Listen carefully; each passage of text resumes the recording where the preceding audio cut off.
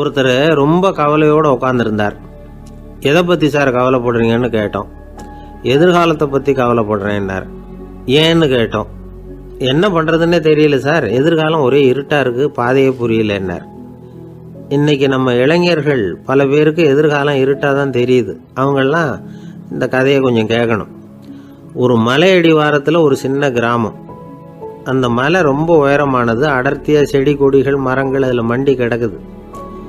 பகல் வேளையில் இருட்டாக தான் இருக்கும், அவ்வளோ அடர்த்தி. அந்த மலை உச்சியில் ஒரு கோவில். முத நாள் ராத்திரியே புறப்பட்டாதான் காலையில் அந்த கோவிலுக்கு போய் சேர முடியும். கிராமத்து இளைஞன் ஒருத்தன் அந்த மலை உச்சிக்கு போக வேண்டியிருந்தது. கையில் ஒரு விளக்கை எடுத்துக்கிட்டு முத நாள் ராத்திரியே புறப்பட்டான். புறப்பட்டு போனவன் கிராமத்து எல்லையிலேயே நின்றுட்டான். ஏன் தெரியுமா? அவன் கையில் இருந்த விளக்கோட வெளிச்சம் 10 அடி தூரத்துக்கு தான் தெரியுது. அது வரைக்கும் தான் பாதை தெளிவாக இருக்குது. அதுக்கு அப்பால எல்லாம் ஒரே இருட்டாக இருக்குது, பாதை புரியல. இவன் யோசனை பண்ணி பார்த்தான். மனசுக்குள்ள ஒரு சந்தேகம். 10 அடி தூரம் தானே வெளிச்சம் தெரியுது, அப்படின்னா நாம் 10 அடி தூரம் தானே போக முடியும். அதுக்கும் அந்தாண்ட ஒரே இருட்டாக இருக்குதே, அதில் எப்படி நாம் நடந்து போகிறது? நாம் ரொம்ப தூரம் நடந்து போய் ஆகணுமே. அப்படிப்பட்ட நினப்பெல்லாம் அவனுக்கு வந்துட்டுது. இதுதான் அவன் மனசில் ஏற்பட்ட தயக்கம். இப்படி யோசிச்சுக்கிட்டே அந்த இளம் ஆசாமி புறப்பட்ட இடத்துலயே நின்றுக்கிட்டு இருக்கிறான். அந்த சமயத்தில் ஒரு வயசான பெரியவர் அந்த பக்கமாக வந்தார். அவர் கையில் இதை விட சின்னதாக ஒரு விளக்கு வச்சிருந்தார். அது எப்படின்னா அது ஒரு 5 அடி தூரத்துக்கு தான் வெளிச்சம் காட்டுது. அவ்வளவு சின்ன விளக்கு. அவரும் மலை உச்சிக்கு போகிறதுக்காக தான் வந்துக்கிட்டு இருக்கிறார். அவரை பார்த்து இவன் கேட்டான், என்ன பெரியவரே, இவ்வளவு சின்ன விளக்க வச்சுக்கிட்டு அவ்வளவு தூரத்துக்கு எப்படி மலையேற போறீங்க அப்படின்னு கேட்டான். நீ ஏன் இப்படி தயங்கிட்டே நிற்கிறேன்னு கேட்டார் பெரியவர். என்கிட்ட இருக்கிற விளக்கு 10 அடி தூரத்துக்கு தான் பாதையை காட்டுதுன்னா. இப்போ பெரியவர் சொன்னார், தம்பி, உன் கையில் இருக்கிற விளக்கு கொடுக்குற வெளிச்சத்தை வச்சு நீ முதல்ல 10 அடி தூரம் முன்னாடி போ. 10வது அடியில் போய் நின்றுக்கிட்டு பாரு. மறுபடியும் ஒரு 10 அடி தூரத்துக்கு பாதை தெரியும். இப்படி உன் கையில் இருக்கிற விளக்கு தொடர்ந்து வெளிச்சம் காட்டிக்கிட்டே இருக்கும். நீ முன்னேற முன்னேற அந்த வெளிச்சமும் முன்னேறும். அதனால் எத்தனை கிலோமீட்டர் தூரம் வேணும்னாலும் நீ இந்த 10 அடி தூரம் வெளிச்சத்தை வச்சுக்கிட்டே நீ போயிடலாம், புறப்படு அப்படின்னார். இப்போதான் அந்த பெரியவர் சொன்னது இளைஞனுக்கு பளிச்சுன்னு புரிஞ்சுதான். உடனே உற்சாகமாக புறப்பட்டான், உச்சிக்கு போய் சேர்ந்தான். இந்த கதையிலேருந்து நாம் புரிஞ்சிக்க வேண்டியது என்ன தெரியுமா? நீண்ட கால திட்டம் ஒன்று போடும் பொழுது நமக்கு முன்னாடி இருக்கிறத மறந்துட்டு மனசை போட்டு குழப்பிக்க கூடாது. உங்கள் கையில் என்ன இருக்கோ அதுலேயே உங்கள் எதிர்காலம் மறைஞ்சிருக்குது.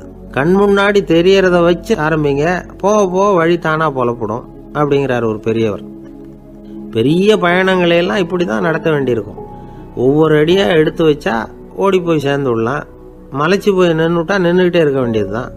நம்ம ஆள்லாம் ரொம்ப மோசமான இருக்கிறாங்க. ஒருத்தன் அப்படி தான் நீண்ட தூர பிரயாணம் ஒன்று புறப்பட்டான். ரயில் போய்கிட்டே இருந்தது. கொஞ்ச தூரம் போச்சு, பாதி வழியில் கையில் வச்சுருந்த டிக்கெட்டை காற்றுல விட்டுட்டான். ஐயோ, என் டிக்கெட்டு போயிட்டுதே அப்படின்னு கத்த ஆரம்பிச்சுட்டான். பக்கத்தில் இருந்த பெரியவர் அவனை பார்த்து பரிதாபப்பட்டு, கவலைப்படாத தம்பி, போனா போகுது, வேற டிக்கெட் வாங்கிக்கலாம் அப்படின்னு ஆறுதல் சொன்னார். அதுக்கு அவன் சொல்கிறான், சார், நான் அதுக்காக அழலை, அந்த டிக்கெட்டு கிடைச்சா தானே நான் எந்த ஊருக்கு போகணுங்கிறது எனக்கு தெரியும் அப்படிங்கிறான்.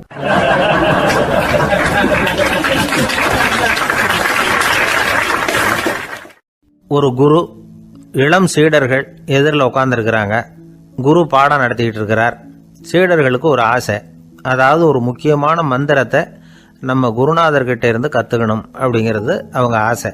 அது என்ன மந்திரம்னா, இறந்தவரை உயிர்ப்பிக்கக்கூடிய புனித மந்திரம். அதாவது செத்தவங்களுக்கு மீண்டும் உயிர் உண்டாக்குகிற மந்திரம். குருவே, தயவு பண்ணி அந்த மந்திரத்தை எங்களுக்கு உபதேசிக்கணும் அப்படின்னு கேட்டாங்க. அது ரொம்ப ஆபத்தானது, அது என்னத்துக்கு உங்களுக்கு வேண்டாமேன்னாராம் குரு.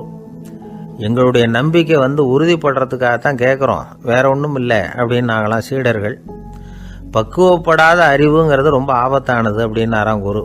இது சீடர்களுக்கு புரியல. அது எப்படிங்க பக்குவப்படாத அறிவு ஆபத்தானதுன்னு சொல்றீங்க, அப்படின்னா என்ன அப்படின்னு கேட்டிருக்காங்க சீடர்கள். குரு அதுக்கு விளக்கம் கொடுத்தாராம். அந்த மந்திரத்தை எப்போ பயன்படுத்தணுங்கிறது முக்கியம். அதை அறியக்கூடிய ஞானம் ஏற்படுகிற வரைக்கும் அதை தெரிஞ்சுக்காம இருக்கிறது தான் நல்லது, இல்லைன்னா ஆபத்துன்னாராம். ஆனால் அந்த சீடர்கள் அதை கேட்குற மாதிரி இல்லை, ரொம்ப பிடிவாதம் பண்ண ஆரம்பிச்சுட்டாங்க. சரி வாங்க சொல்கிறேன்னார் குரு. எல்லாரும் வந்தாங்க. அந்த புனித மந்திரத்தை அவங்களுக்கு ரகசியமாக உபதேசம் பண்ணார்.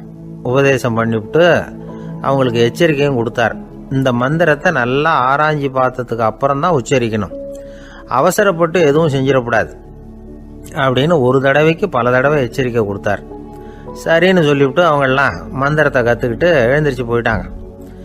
ஒரு நாள் அந்த சீடர்கள் எல்லாம் மணற்பாங்கான இடத்துல அப்படியே நடந்து போயிட்டு இருக்கிறாங்க. ஒரு பாலைவன பகுதி மாதிரி ஒரு இடம். அங்கே ஒரு இடத்துல எலும்புகள் குவியலாக கிடந்தது. உடனே இந்த சீடர்கள் முன்ன பின்ன யோசிக்காம, தியானமும் பண்ணாம, அந்த மந்திரத்தோட பயனை சோதிச்சு பார்க்கணும் அப்படின்னு நினச்சிக்கிட்டு அந்த மந்திரத்தை உச்சரிக்க ஆரம்பிச்சிட்டாங்க. அவ்வளோதான். உடனே என்னாச்சு தெரியுமா? அந்த எலும்புகள் எல்லாம் ஓநாய்களாக மாறி அவங்கள துரத்த ஆரம்பிச்சுட்டுது. சீடர்கள் எல்லாம் தலைதெறிக்க ஓட ஆரம்பிச்சிட்டாங்க. ஓநாய்களும் விடலை, அவங்கள துரத்தி பிடிச்சி கடிச்சு கொதற ஆரம்பிச்சுட்டுது. அப்போதான் அந்த சீடர்களுக்கு குரு சொன்ன அறிவுரையோட அர்த்தம் புரிஞ்சுது. பக்குவப்படாத அறிவு ஆபத்தானது அப்படிங்கிறது. அதனால் இதிலேருந்து நாம் தெரிஞ்சுக்க வேண்டியது என்னென்னா, நாம் நம்ம அறிவை வளர்த்துக்கிட்டா மட்டும் போதாது, அந்த அறிவை எப்போ எப்படி பயன்படுத்தணும் அப்படிங்கிற பக்குவமும் நமக்கு வரணும். அப்போ தான் வாழ்க்கை நல்லபடியாக அமையும். இல்லைன்னா இடைஞ்சல் தான். இந்த காலத்தில் சில சின்ன பிள்ளைங்களுக்கே அறிவு ரொம்ப பக்குவப்பட்டிருக்குங்கிறத உணர முடியுது. ஒரு சின்ன பையன் பள்ளிக்கூடத்தில் மார்க் லிஸ்ட் கொடுத்தாங்க, வாங்கிக்கிட்டு அவசரமாக வீட்டுக்கு ஓடினான். எதிரில் வந்த ஒருத்தர் கேட்டார், என்ன அவசரம், ஏன் இப்படி வேகமாக ஓடுறேன்னார். எங்கள் அம்மா கிட்ட அடி வாங்கணும், அதுக்காக தான் ஓடுறேன்னா. அடி வாங்கிறதுக்காக இவ்வளவு அவசரம்னார் அவர். அப்படி இல்லைங்க, நான் போகிறதுக்குள்ளே எங்கள் அப்பா வீட்டுக்கு வந்துட்டாருன்னா அவர்கிட்ட அடி வாங்க வேண்டியிருக்கும், அதை அவாய்ட் பண்ணுறதுக்காக இப்படி ஓடுறேன் அப்படின்னு நானும் அந்த பையன்.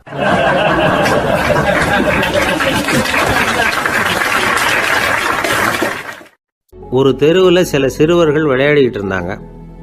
ஏதோ ஒரு உயரமான கல்லை நடுத்தெருவில் வச்சு அதை சுற்றி சுற்றி ஓடி வந்துக்கிட்டு இருக்கிறாங்க. அது என்ன விளையாட்டோ அவங்களுக்கு தான் தெரியும்.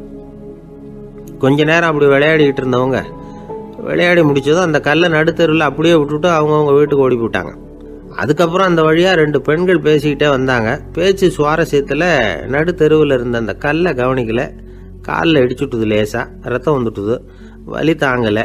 காலில் இடிச்சுக்கிட்ட பொண்ணு திட்ட ஆரம்பிச்சுட்டுது. வர வர ஊர் உலகம் ரொம்ப கெட்டு போச்சு, யாருக்கும் பொறுப்பே கிடையாது பாரு, இப்படி நடுத்தெருவில் பொறுப்பு இல்லாமல் இப்படி கல்லை போட்டு வச்சுருக்கிறாங்களே, இது நியாயமா அப்படின்னு சொல்லி இந்த சமூகத்தை கடுமையாக விமர்சனம் பண்ணிக்கிட்டு அவங்க போயிட்டாங்க. கொஞ்ச நேரம் கழித்து ஒரு வாலிபன் அந்த வழியாக வந்தான். அந்த கல்லை பார்த்தான், நின்னான். ஒரு நிமிஷம் யோசனை பண்ணான், என்ன பண்ணலாம்னு பார்த்தான். தன்னுடைய வீரத்தையும் பலத்தையும் காட்டணும்னு நினச்சான். பின்னாடி போனான். அப்புறம் வேகமாக ஓடி ஒரு சின்ன ஹை ஜம்ப் அப்படியே துள்ளி குதிச்சான். துள்ளி குதித்து தாண்டி அந்த பக்கமாக போய் விழுந்தான். அப்படியே விசில் அடிச்சுக்கிட்டு அவன் பாட்டுக்கு நடந்து போகிறான். அடுத்தபடியாக ஒரு காதல் ஜோடி அந்த வழியாக வந்தது. நடுத்தெருவில் கல் கண்ணில் பட்டது. அவங்க 2 பேரும் ரொம்ப நெருக்கமாக சேர்ந்து வந்துக்கிட்டு இருக்கிறாங்க. நடுவில் கல் இருக்கிறதுனால கொஞ்ச நேரம் 2 பேரும் விலகி மறுபடியும் இந்த பக்கம் சேர்ந்து போகணும்.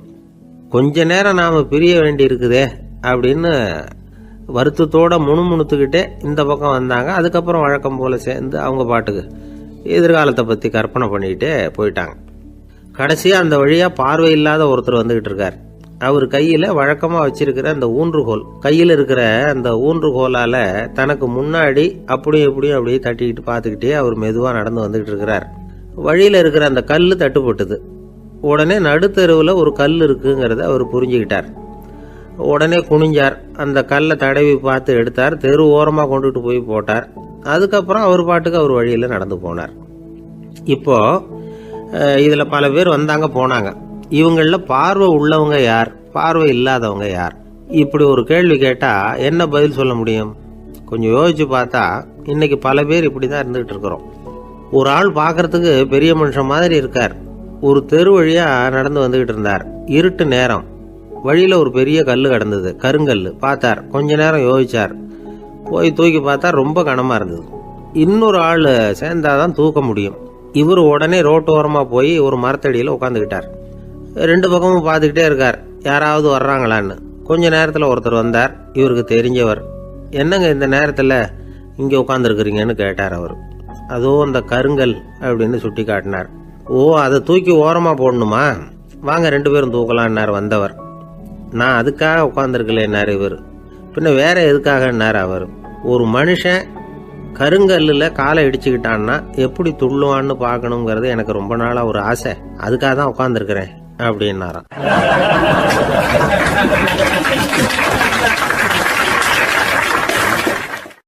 இந்த உலகத்தில் எல்லாருக்கும் மகிழ்ச்சி தரக்கூடிய ஒரு பொருள் எது? இது ஒரு முக்கியமான கேள்வி. இந்த கேள்விக்கு பொருத்தமான ஒரு பதிலை உங்களால் சொல்ல முடியுமா? அதாவது கொஞ்சம் யோசித்து பார்த்தா பணம்னு சொல்லலாமா? இப்போ கையில் காசு இல்லாதவங்ககிட்ட ஒரு 10 ரூபாயை கொடுத்தா அது அவனுக்கு சந்தோஷத்தை கொடுக்கும். ஏற்கனவே வருமான வரி பிரச்சனையில் சிக்கி இருக்கிறவர்கிட்ட இன்னும் கொஞ்சம் பணம் இருந்தாங்கன்னு சொல்லி கொடுத்தோம்னா அது அவருக்கு சங்கடத்தை தான் கொடுக்கும். அதனால் அந்த கேள்விக்கு பணங்கிறது பொருத்தமான பதிலாக இருக்க முடியாது. கேள்வி என்னன்னா, இந்த உலகத்தில் எல்லாருக்கும் மகிழ்ச்சி தரக்கூடிய ஒரு பொருள் எது? சரி, இனிப்புன்னு சொல்லலாமா? ஏன்னா எல்லாருக்கும் இனிக்க தானே செய்யும். அதுலேயும் ஒரு சிக்கல் இருக்குது. சர்க்கரை வியாதிக்காரங்களுக்கு அது என்ன சந்தோஷத்தையாக கொடுக்கும்? ஆக எல்லாருக்கும் வேறுபாடு எதுவும் இல்லாமல் மகிழ்ச்சியை கொடுக்கக்கூடியது வேற ஏதோ ஒன்று இருக்குது. அது என்னன்னு கண்டுபிடிக்கணும். அதுதான் இன்றைக்கி தகவல். இப்போ அதை கண்டுபிடிக்கணும்னா இந்த கதையை கேட்கணும்.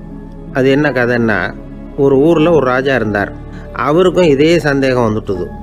அதாவது எல்லாருக்கும் இன்பம் தரக்கூடிய பொருள் எது அப்படின்னு. இதுக்கு பதில் தெரிஞ்சுக்கிறதுக்கு ஆசைப்பட்டார்.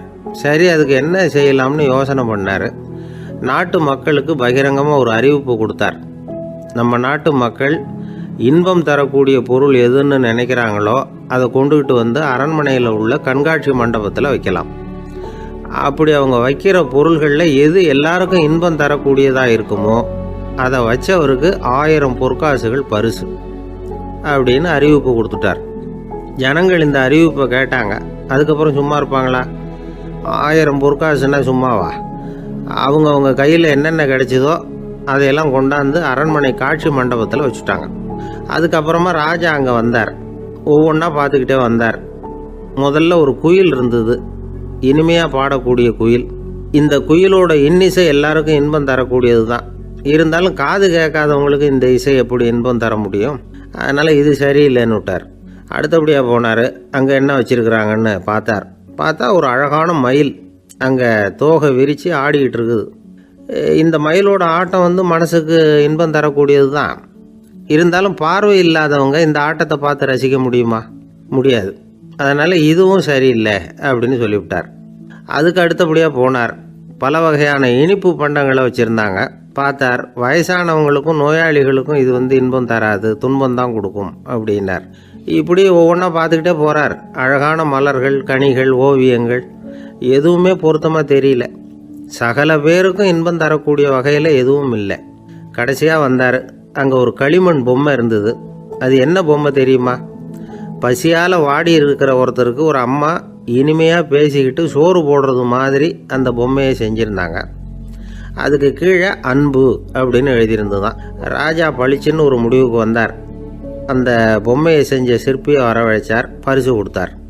அன்பு ஒன்று தான் எல்லாருக்கும் இன்பம் அளிக்கக்கூடிய பொருள். காது கேட்காதவங்களும் அதை கேட்க முடியும், பார்வை இல்லாதவங்களும் அதை பார்க்க முடியும், குழந்தைகளும் அதை உணர முடியும் அப்படின்னு அதுக்கு விளக்கம் கொடுத்தார் அந்த மன்னர். இந்த உலகத்தில் எல்லாருக்கும் மகிழ்ச்சி தரக்கூடிய ஒரு பொருள் அன்பு தான். அதை புரிஞ்சுக்கிட்டு தான் சில கணவன்மார்கள் மனைவி பேரில் ரொம்ப அன்பை காட்டிக்கிறது வழக்கம். ஒரு வீட்டு வாசப்படி பக்கமாக மழைக்கு ஒதுங்கினார் ஒருத்தர். மழை தூரிக்கிட்டு இருந்தது, இருட்டு நேரம். அந்த வீட்டில் இருந்தவர், இன்னைக்கு ராத்திரி வேணும்னா இங்கேயே தங்கிட்டு காலையில் போங்க அப்படின்னார். உடனே இவர் சொன்னார், ரொம்ப நன்றிங்க, ஒரு 10 நிமிஷத்தில் இதை வந்துவிடுறேன் அப்படின்னு சொல்லிவிட்டு எங்கேயோ ஓடினார். 10 நிமிஷம் கழித்து திரும்பி வந்தார். ஆமாம், எங்கே போயிட்டு வந்தீங்கன்னு கேட்டார் வீட்டில் இருந்தவர். நேராக எங்கள் வீட்டுக்கு போய் மனைவி கிட்ட இன்னைக்கு ராத்திரி இங்கேயே தங்கிக்கிறேன்னு சொல்லிவிட்டு வந்துட்டேன் அப்படின்னார் அவர். அன்புல இது ஒரு ரகம்.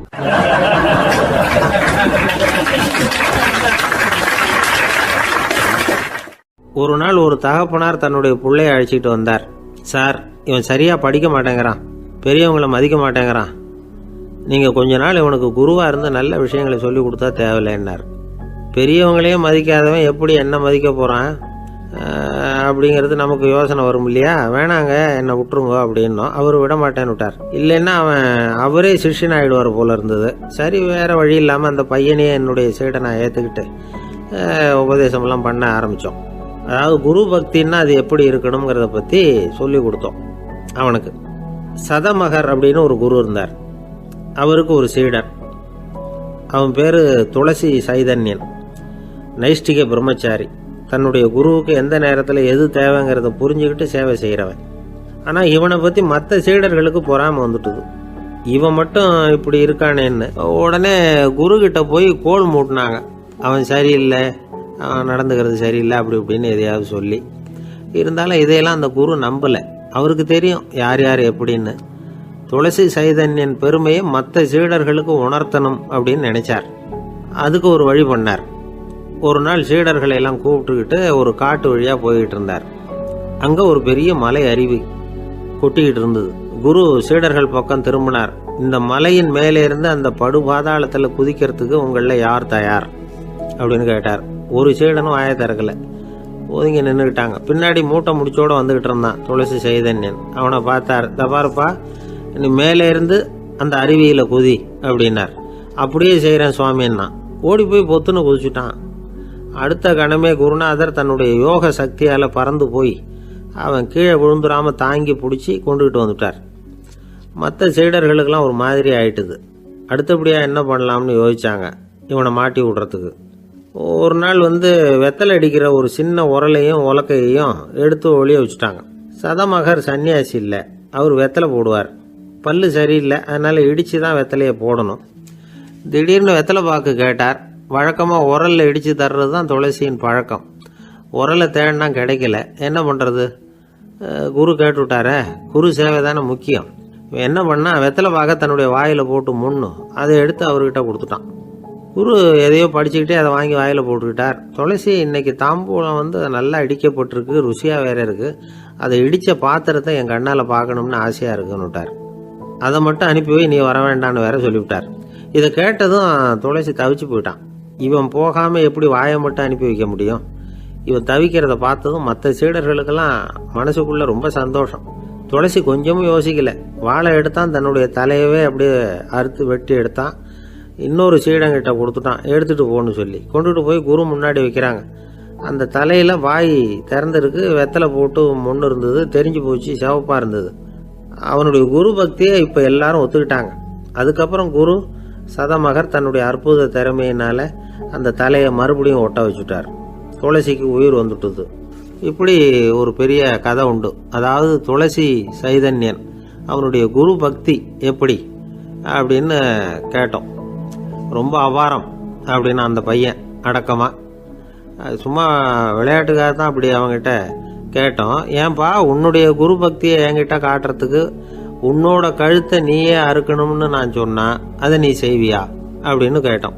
என்னுடைய கழுத்தை நானே அறுக்க வேண்டிய அவசியம் இல்லை சார் அப்படின்னா அவன். ஏண்டான்னு, அதே காரியத்தை தான் இனிமேல் நீங்கள் தினமும் செய்ய போறீங்களே சார் அப்படிங்கிறான்.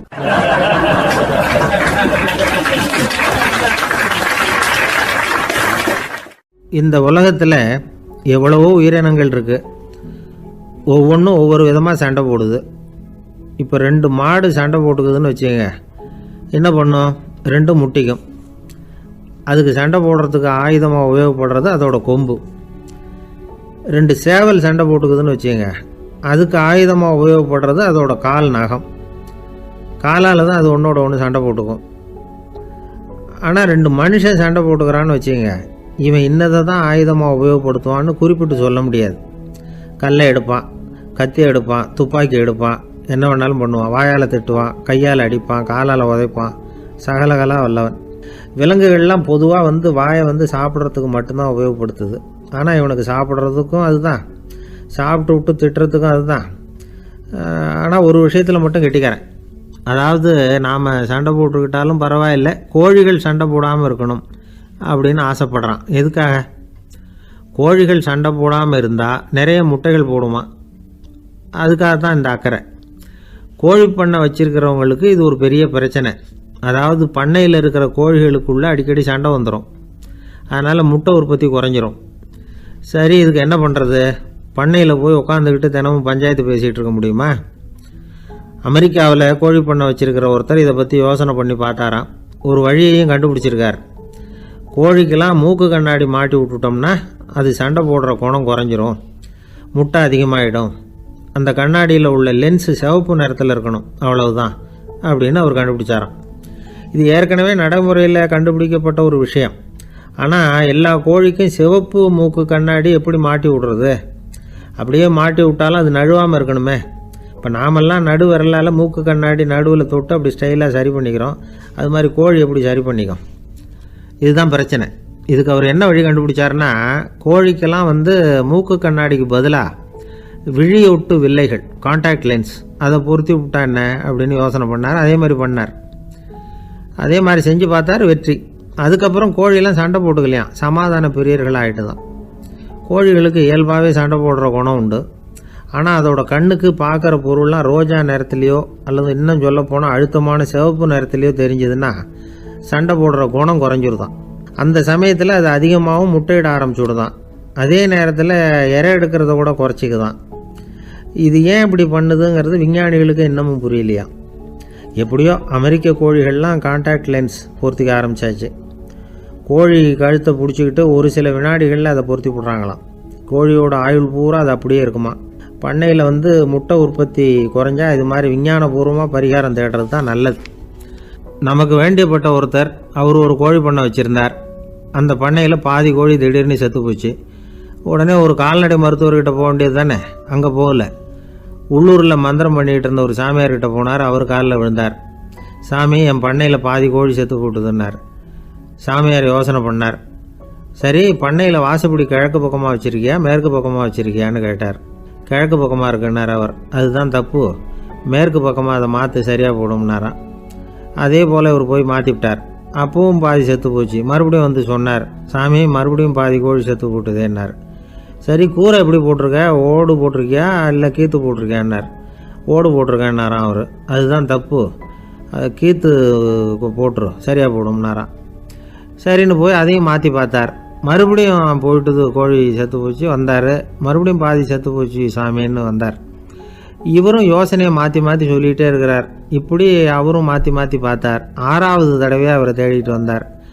அந்த சமயத்தில் இவர் ரொம்ப தீவிரமாக யோசனை பண்ணி பார்த்துட்டு, அது சரிப்பா, நீயும் என்கிட்ட சளைக்காமல் வந்துக்கிட்டு இருக்கிற, நானும் யோசனை சொல்லிகிட்டு இருக்கேன்.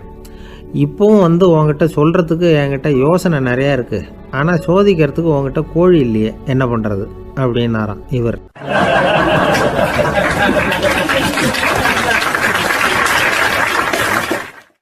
ஆசைப்படுறதுல தப்பு இல்லை.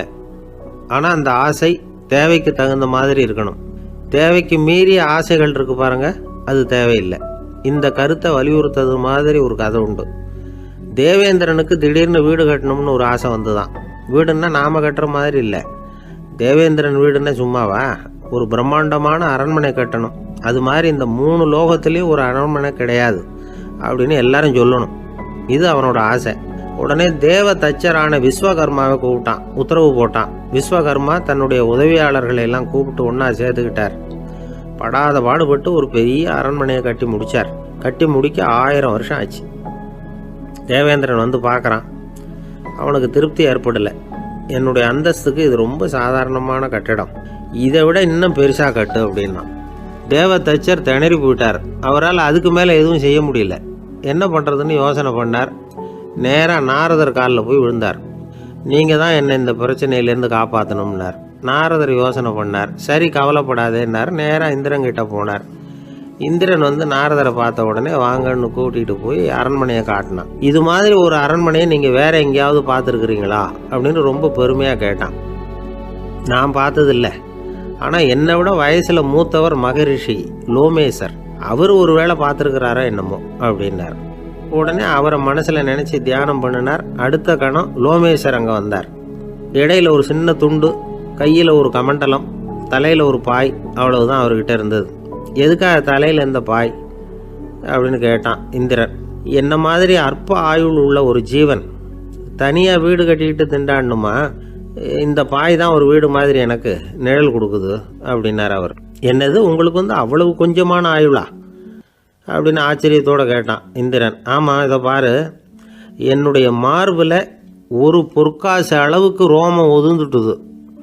எப்போ என் உடம்புல உள்ள எல்லா ரோமமும் உதிர்ந்துருமோ அப்போ என்னுடைய ஆயுள் முடியும் அப்படின்னார்.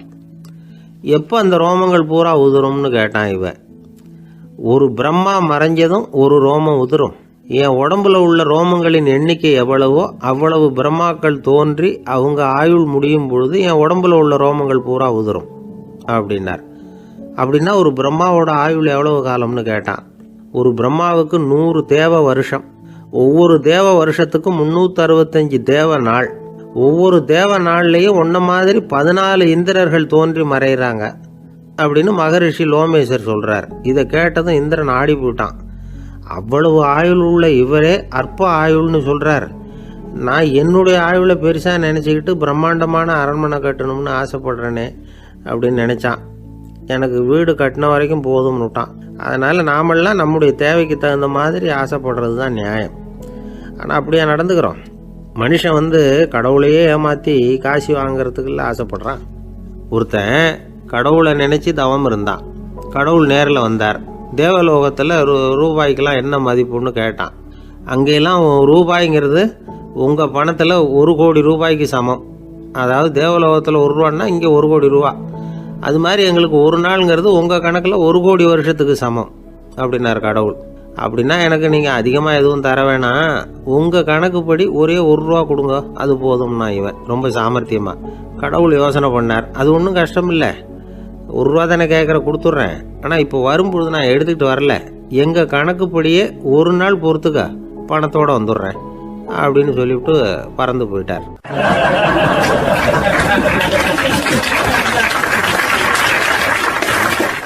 பறந்து போய்கிட்டு இருந்தார். அவர் தோளில் ஒரு பெரிய துணி மூட்டை, அதை சுமந்துக்கிட்டு கடத்தெருவை நோக்கி அவர் போய்கிட்டு இருக்கிறார். வழியில் அவரை சந்தித்தார் உமர். அவர் கேட்டார், கலீஃபா அவர்களே, எங்கே புறப்பட்டுட்டீங்க அப்படின்னு கேட்டார். கலீஃபான்னா ஆட்சித்தலைவர்னு அர்த்தம். இதுக்கு அவர் சொன்னார், நான் துணி வணிகம் செய்கிறவன், அதனால் துணி வியாபாரம் செய்கிறதுக்காக போயிட்டுருக்கிறேன்னார். நீங்கள் இப்போ இந்த நாட்டுக்கு ஆட்சித்தலைவர், ஆட்சி பொறுப்பில் இருக்கிறீங்க, நீங்கள் வியாபாரம் செய்ய போட்டால் அரசு பணிகளை செய்கிறது யார் அப்படின்னு கேட்டார் அவர். நான் அரசு பணிகளை மட்டுமே செஞ்சுக்கிட்டு இருந்தா என் குடும்பத்தை காப்பாற்றுறது யார் அப்படின்னு கேட்டார் அவர்.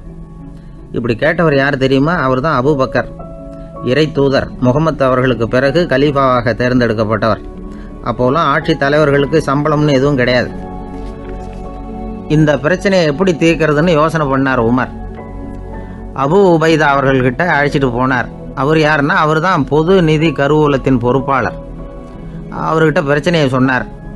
இது மாதிரி ஆட்சி தலைவருக்கு பொது நிதியிலிருந்து ஊதியம் அளிக்க முடியுமான்னு கேட்டார். பொது நிதி விதிகளின்படி அதுக்கு சாத்தியம் இல்லைன்னு சொல்லிவிட்டார் அவர். சரி, வேற ஏதாவது வழி இருக்குதான்னு கேட்டார் உமர். அபு உபைதா கொஞ்சம் யோசனை பண்ணி பார்த்தார். அப்புறமா சொன்னார், மக்காவிலிருந்து மதீனாவுக்கு குடிபெயர்ந்து வந்த அகதிகளுக்கு நிதி உதவி அளிக்கிறதுக்கு விதிகளில் இடம் இருக்கு. அப்படி பார்த்தா அபூபக்கரும் அகதி தானே, அதனால எல்லா அகதிகளுக்கும் கொடுக்கறது மாதிரியே அவருக்கும் ஒரு தொகை அளிக்கலாம்னார். கலீஃபா அபூபக்கருக்கு இந்த அகதி உதவி தொகையைத்தான் கொடுத்துட்டு வந்தாங்களாம். குடும்ப செலவுக்கு அது போதுமானதா இல்லை. இருந்தாலும் கலீஃபாங்கிறதுக்காக மற்ற அகதிகளை விட அதிகமாக தொகையை பெற அவர் விரும்பலை. மார்பு பக்கம் கிழிஞ்சிருந்த ஒரு மேலாடையை தான் அவர் அணிஞ்சிருந்தார். அவருடைய துணைவியார் அஸ்மா, அவங்க ஒரு நாள் தேன் அருந்த ஆசையாக இருக்குன்னாங்களாம். நமக்கு கிடைக்கிற ஊதியம் குடும்ப செலவுக்கே போதுமானதா இல்லையே, இந்த நிலையில் தேன் வாங்கிறதுக்கு காசுக்கு நான் எங்கே போவேன்ருக்கார் அவர். கொஞ்ச நாள் கழித்து அவங்க ஒரு தொகையை அவர்கிட்ட கொடுத்து தேன் வாங்கிட்டு வர சொன்னாங்களாம். இவருக்கு ஆச்சரியம், ஏது இந்த பணம்னு கேட்டிருக்காரு. நீங்கள் தினமும் குடும்ப செலவுக்காக கொடுத்துக்கிட்டு வந்த பணத்தில் கொஞ்சம் கொஞ்சமாக மிச்சப்படுத்தி வச்சேன்னாங்களாம். அபூபக்கர் அந்த பணத்தை எடுத்துக்கிட்டு நேராக பொது நிதி கருவூல பொறுப்பாளர்கிட்ட போனார். இந்த பணத்தை பொது நிதியில் சேர்த்துருங்க, இது அதிகப்படியாக எனக்கு தரப்பட்டு வந்த ஊதியம், அடுத்த மாதத்துலேருந்து இந்த தொகையை குறைச்சிங்கன்னு வேற சொல்லிவிட்டாராம். பசியை தணிக்க தேவையான அளவு உணவு, ஒரு ஜோடி உடை, இதை தவிர கூடுதலாக மக்கள் பொது நிதியிலிருந்து வாங்கிக்கிறதுக்கு என் குடும்பத்தாருக்கு உரிமை இல்லை அப்படின்னு சொல்லி கண்டிப்பாக சொல்லிவிட்டாராம். அவர் வாங்கிட்டு வந்த இந்த குறைந்த ஊதியம் கூட அவர் மனசை உறுத்திக்கிட்டே இருந்தது. கடைசி நேரம் அவர் தம்முடைய மகள் ஆயிஷா அவர்களை அழைச்சார். மகளே, இதுவரைக்கும் பொது நிதியிலிருந்து நான் வாங்கிட்டு வந்த தொகை என்னுடைய இதயத்தில் பாரமாக அழுத்திக்கிட்டு இருக்கு. என் தோட்டத்தை விற்று அதில் வர்ற பணத்திலிருந்து நான் இதுவரைக்கும் வாங்கிட்டு வந்த ஊதிய தொகையை கணக்கு போட்டு பொது நிதியில் சேர்த்துடு அப்படின்னாராம். பதவி ஏற்கிறதுக்கு முன்னாடி தன்கிட்ட இருந்ததை விட இப்போ கூடுதலாக என்ன சொத்து இருக்குன்னு பார்த்துருக்கார். ஒரு ஒட்டகம், ஒரு கோப்பை, ஒரு பணியாள், இதையும் அடுத்தபடியாக கலீஃபாவா வர்றவர்கிட்ட ஒப்படைச்சிருங்க அப்படின்னு விட்டாராம். அதே மாதிரி அடுத்து வந்த உமர்கிட்ட ஒப்படைச்சாங்க. அப்போ உமர் சொன்னாராம், அபூபக்கரே, இந்த முன்மாதிரியால் உங்களுக்கு பிறகு இந்த ஆட்சி பொறுப்பை ஏற்கிறவர்களை பெரும் நெருக்கடிக்கு ஆளாகி விட்டீங்க அப்படின்னு சொல்லி ரொம்ப கண் கலங்கினாராம். கடைசியாக அபூபக்கர் தன்னுடைய குடும்பத்தாருக்கு விட்டு சென்ற சொத்து ஒரு படுக்கை விரிப்பு, ஒரு போர்வை, அவ்வளவுதான். இது சிந்திக்க வேண்டிய ஒரு செய்தி. ஒரு ஊரில் ஒரு மன்னர் இருந்தாராம். அமைச்சர் அவர்கிட்ட சொன்னாராம், மன்னா, நம்ம ராஜ்யத்தில் இனிமே லஞ்ச ஊழலே இருக்காதுன்னாராம். ஆஹா, அப்படின்னா ஊழல் பேர் வழிகளையெல்லாம் நாடு கடத்தியாச்சா அப்படின்னு கேட்டிருக்காரு மன்னர். இதுக்கு அவரு, அப்படி இல்லைங்க, இனிமே கொடுக்கறதுக்கு ஜனங்கள்கிட்ட பணமே இல்லை அப்படின்னாராம்.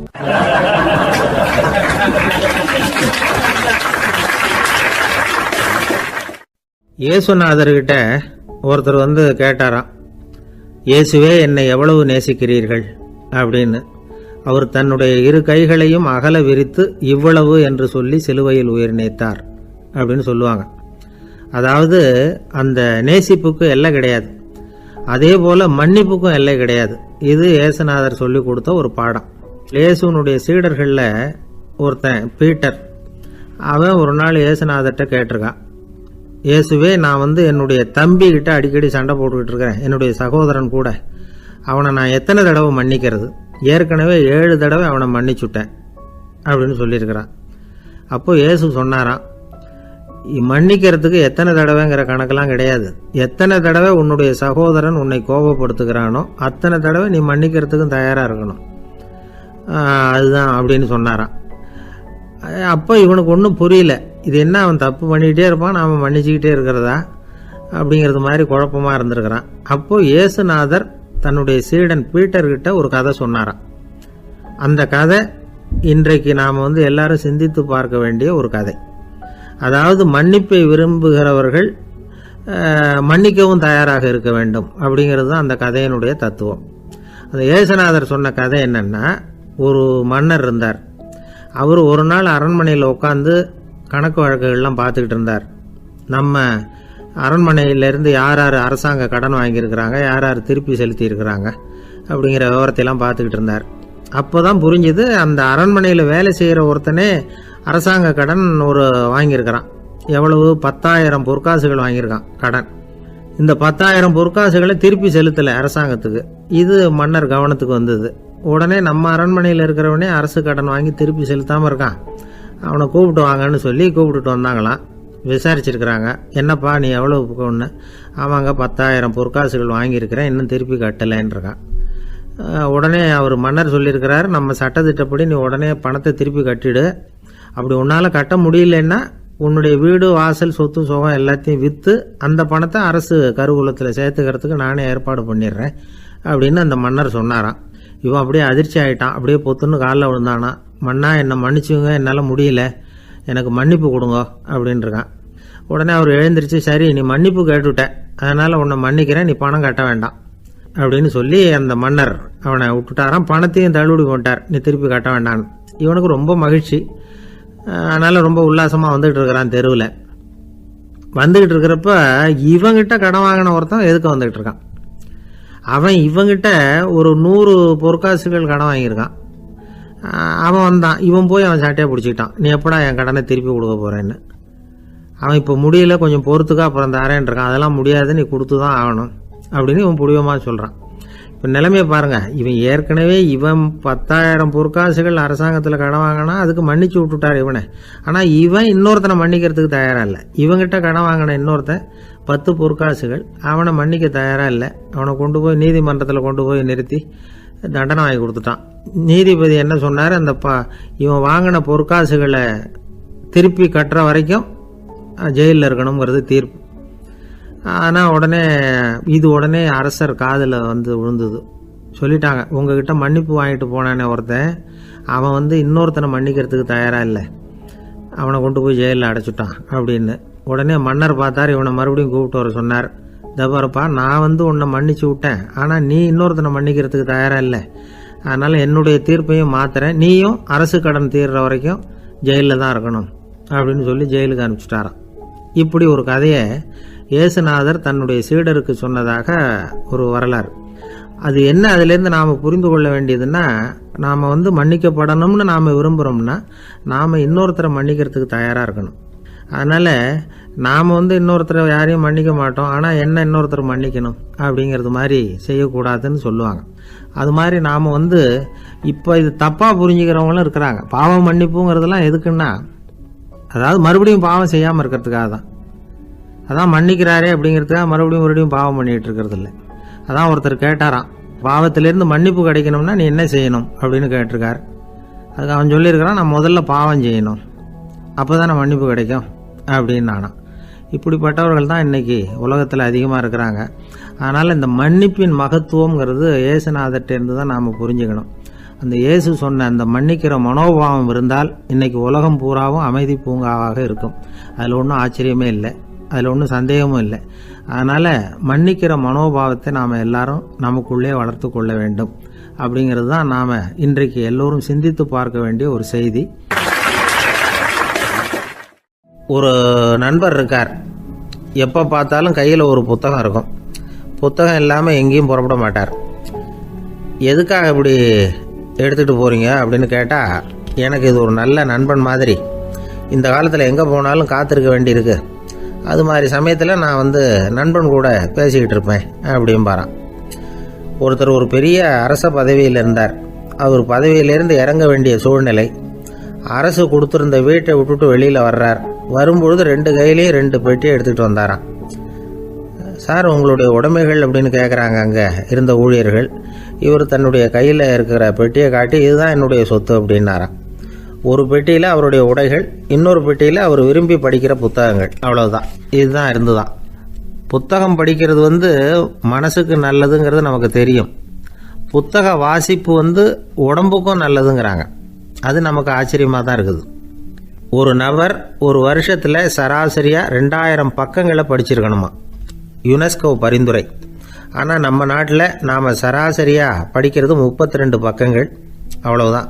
இவ்வளவுக்கு நம்ம நாட்டில் 6000க்கும் மேற்பட்ட நாளேடுகள், 2000க்கும் மேற்பட்ட இதழ்கள், மலர்கள், இவ்வளவு இருந்தும் சரியாக வரல. இந்த உலகத்தில் முதல் நூலகம் எங்கே எப்போ ஆரம்பமாச்சு தெரியுமா? கிமு 2500ஆம் ஆண்டில் அது ஆரம்பமாயிருக்குது.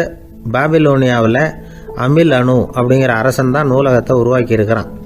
அப்போல்லாம் தாள் கிடையாது, களிமண் தான். களிமண் பலகைகளில் எழுதி அது தொகுத்து அப்படியே நூலாக்கி அதை நூலகத்தில் வச்சுருப்பாங்களாம். அரசருடைய நூலகத்தில் 1000க்கும் மேற்பட்ட நூல்கள் இருந்ததாக வரலாற்று குறிப்பு இருக்குது. அது மட்டும் இல்லை, அந்த நூலகத்தில் பொருள் வாரியாக, அதாவது சப்ஜெக்ட் வாரியாக புத்தகங்களை வகைப்படுத்தி வச்சுருந்தாங்களாம். அதில் மிச்சம் இருந்த ஒரு 25 களிமண் பலகை புத்தகங்கள் இன்றைக்கும் பிரிட்டிஷ் அருங்காட்சியகத்தில் இருக்குதான். அச்சு தாள் இதெல்லாம் ஏற்பட்டதுக்கு அப்புறம் அமைக்கப்பட்டது தான் பிரான்சில் இருக்கக்கூடிய பாரிஸ் நூலகம். 1480 பிரெஞ்சு மன்னர் 11ஆம் லூயி இந்த நூலகத்தை அமைச்சாராம். ஆனால் அப்போல்லாம் அரசர்கள் மட்டும்தான் நூலகத்தை பயன்படுத்த முடியுமா. அதுக்கப்புறம் 17ஆம் நூற்றாண்டில் இந்த முறை மாறி பொதுமக்கள் அங்கே போகலாம், படிக்கலாம் அப்படிங்கிற நிலைமை வந்துதான். போட்லியன் நூலகம் அப்படின்னு அதுக்கு பேர், பாரிஸ் நகரத்தில் இருக்குது. அங்கே தான் நூல்களின் பட்டியல் தயாரிப்பு பணி ஆரம்பமாச்சு. கல்வி வளர்ச்சியையும் நூலகத்தையும் இணைச்சவர் நெப்போலியன் போனபார்ட். முன்பணம் செலுத்தி புத்தகத்தை படிக்கிற முறையையும் அவர் தான் கொண்டுட்டு வந்தாராம். மக்கள்கிட்ட வசூலிக்கிற வரியின் ஒரு பகுதியை நூலகத்துக்கு பயன்படுத்தினவரும் அவர் தானா. நெப்போலியன் நூலகத்தில் உலகத்தில் உள்ள எல்லா மொழி நூல்களும் இருக்குதான். அங்கே ஒரு தமிழ் நூலும் இருந்திருக்குது. அது என்னென்னா கம்பராமாயணம். சோவியத் யூனியனுக்கு படையெடுத்து போனப்போ அங்கேருந்து லட்சக்கணக்கான புத்தகங்களை இந்த பனிச்சறுக்கு வாகனங்கள் இருக்குல்ல, அதில் கொண்டுகிட்டு வந்ததாக வரலாறு. அடுத்தபடியாக குறிப்பிட்டு சொல்லத்தக்க நூலகம் எதுன்னா பிரிட்டிஷ் நூலகம். மிக பழைய கையெழுத்து பிரதியெல்லாம் கூட அங்கே இருக்குது. 1753 ஆரம்பமாச்சு. அதில் உள்ள நூல்களை வரிசையாக அடுக்கினா 180 கிலோமீட்டர் நீளத்துக்கு வருமா. மிகப்பெரிய நூலகம் அமெரிக்க தலைநகர் வாஷிங்டனில் இருக்குதான். இந்தியாவை பொறுத்த வரைக்கும் பெரிய பழைய நூலகம் எதுன்னா கல்கத்தா நூலகம். எல்லா இந்திய மொழி நூல்களும் இங்கே உண்டு. மகாகவி பாரதியார் நடத்தின இந்தியாங்கிற இதழின் எல்லா பிரதிகளும் அங்கே பாதுகாப்பாக இருக்குது. படிக்கும் பழக்கம் இங்கே வளர வேண்டியிருக்குது. ஒருத்தர்கிட்ட ஒரு புஸ்தகத்தை கொடுத்து விமர்சனம் எழுத சொல்லியிருந்தாங்க. கொஞ்ச நாள் கழித்து அவரை போய் பார்த்து, என்னங்க புஸ்தகத்தை படித்து பார்த்தீங்களா அப்படின்னு கேட்டாங்களாம். இதுக்கு அவர் சொல்லியிருக்கிறார், இன்னும் நான் படித்து பார்க்கலிங்க, இப்போ தானே விமர்சனமே எழுதி முடிச்சிருக்கிறேன், இனிமே தான் படிக்கணும் அப்படின்னாராம்.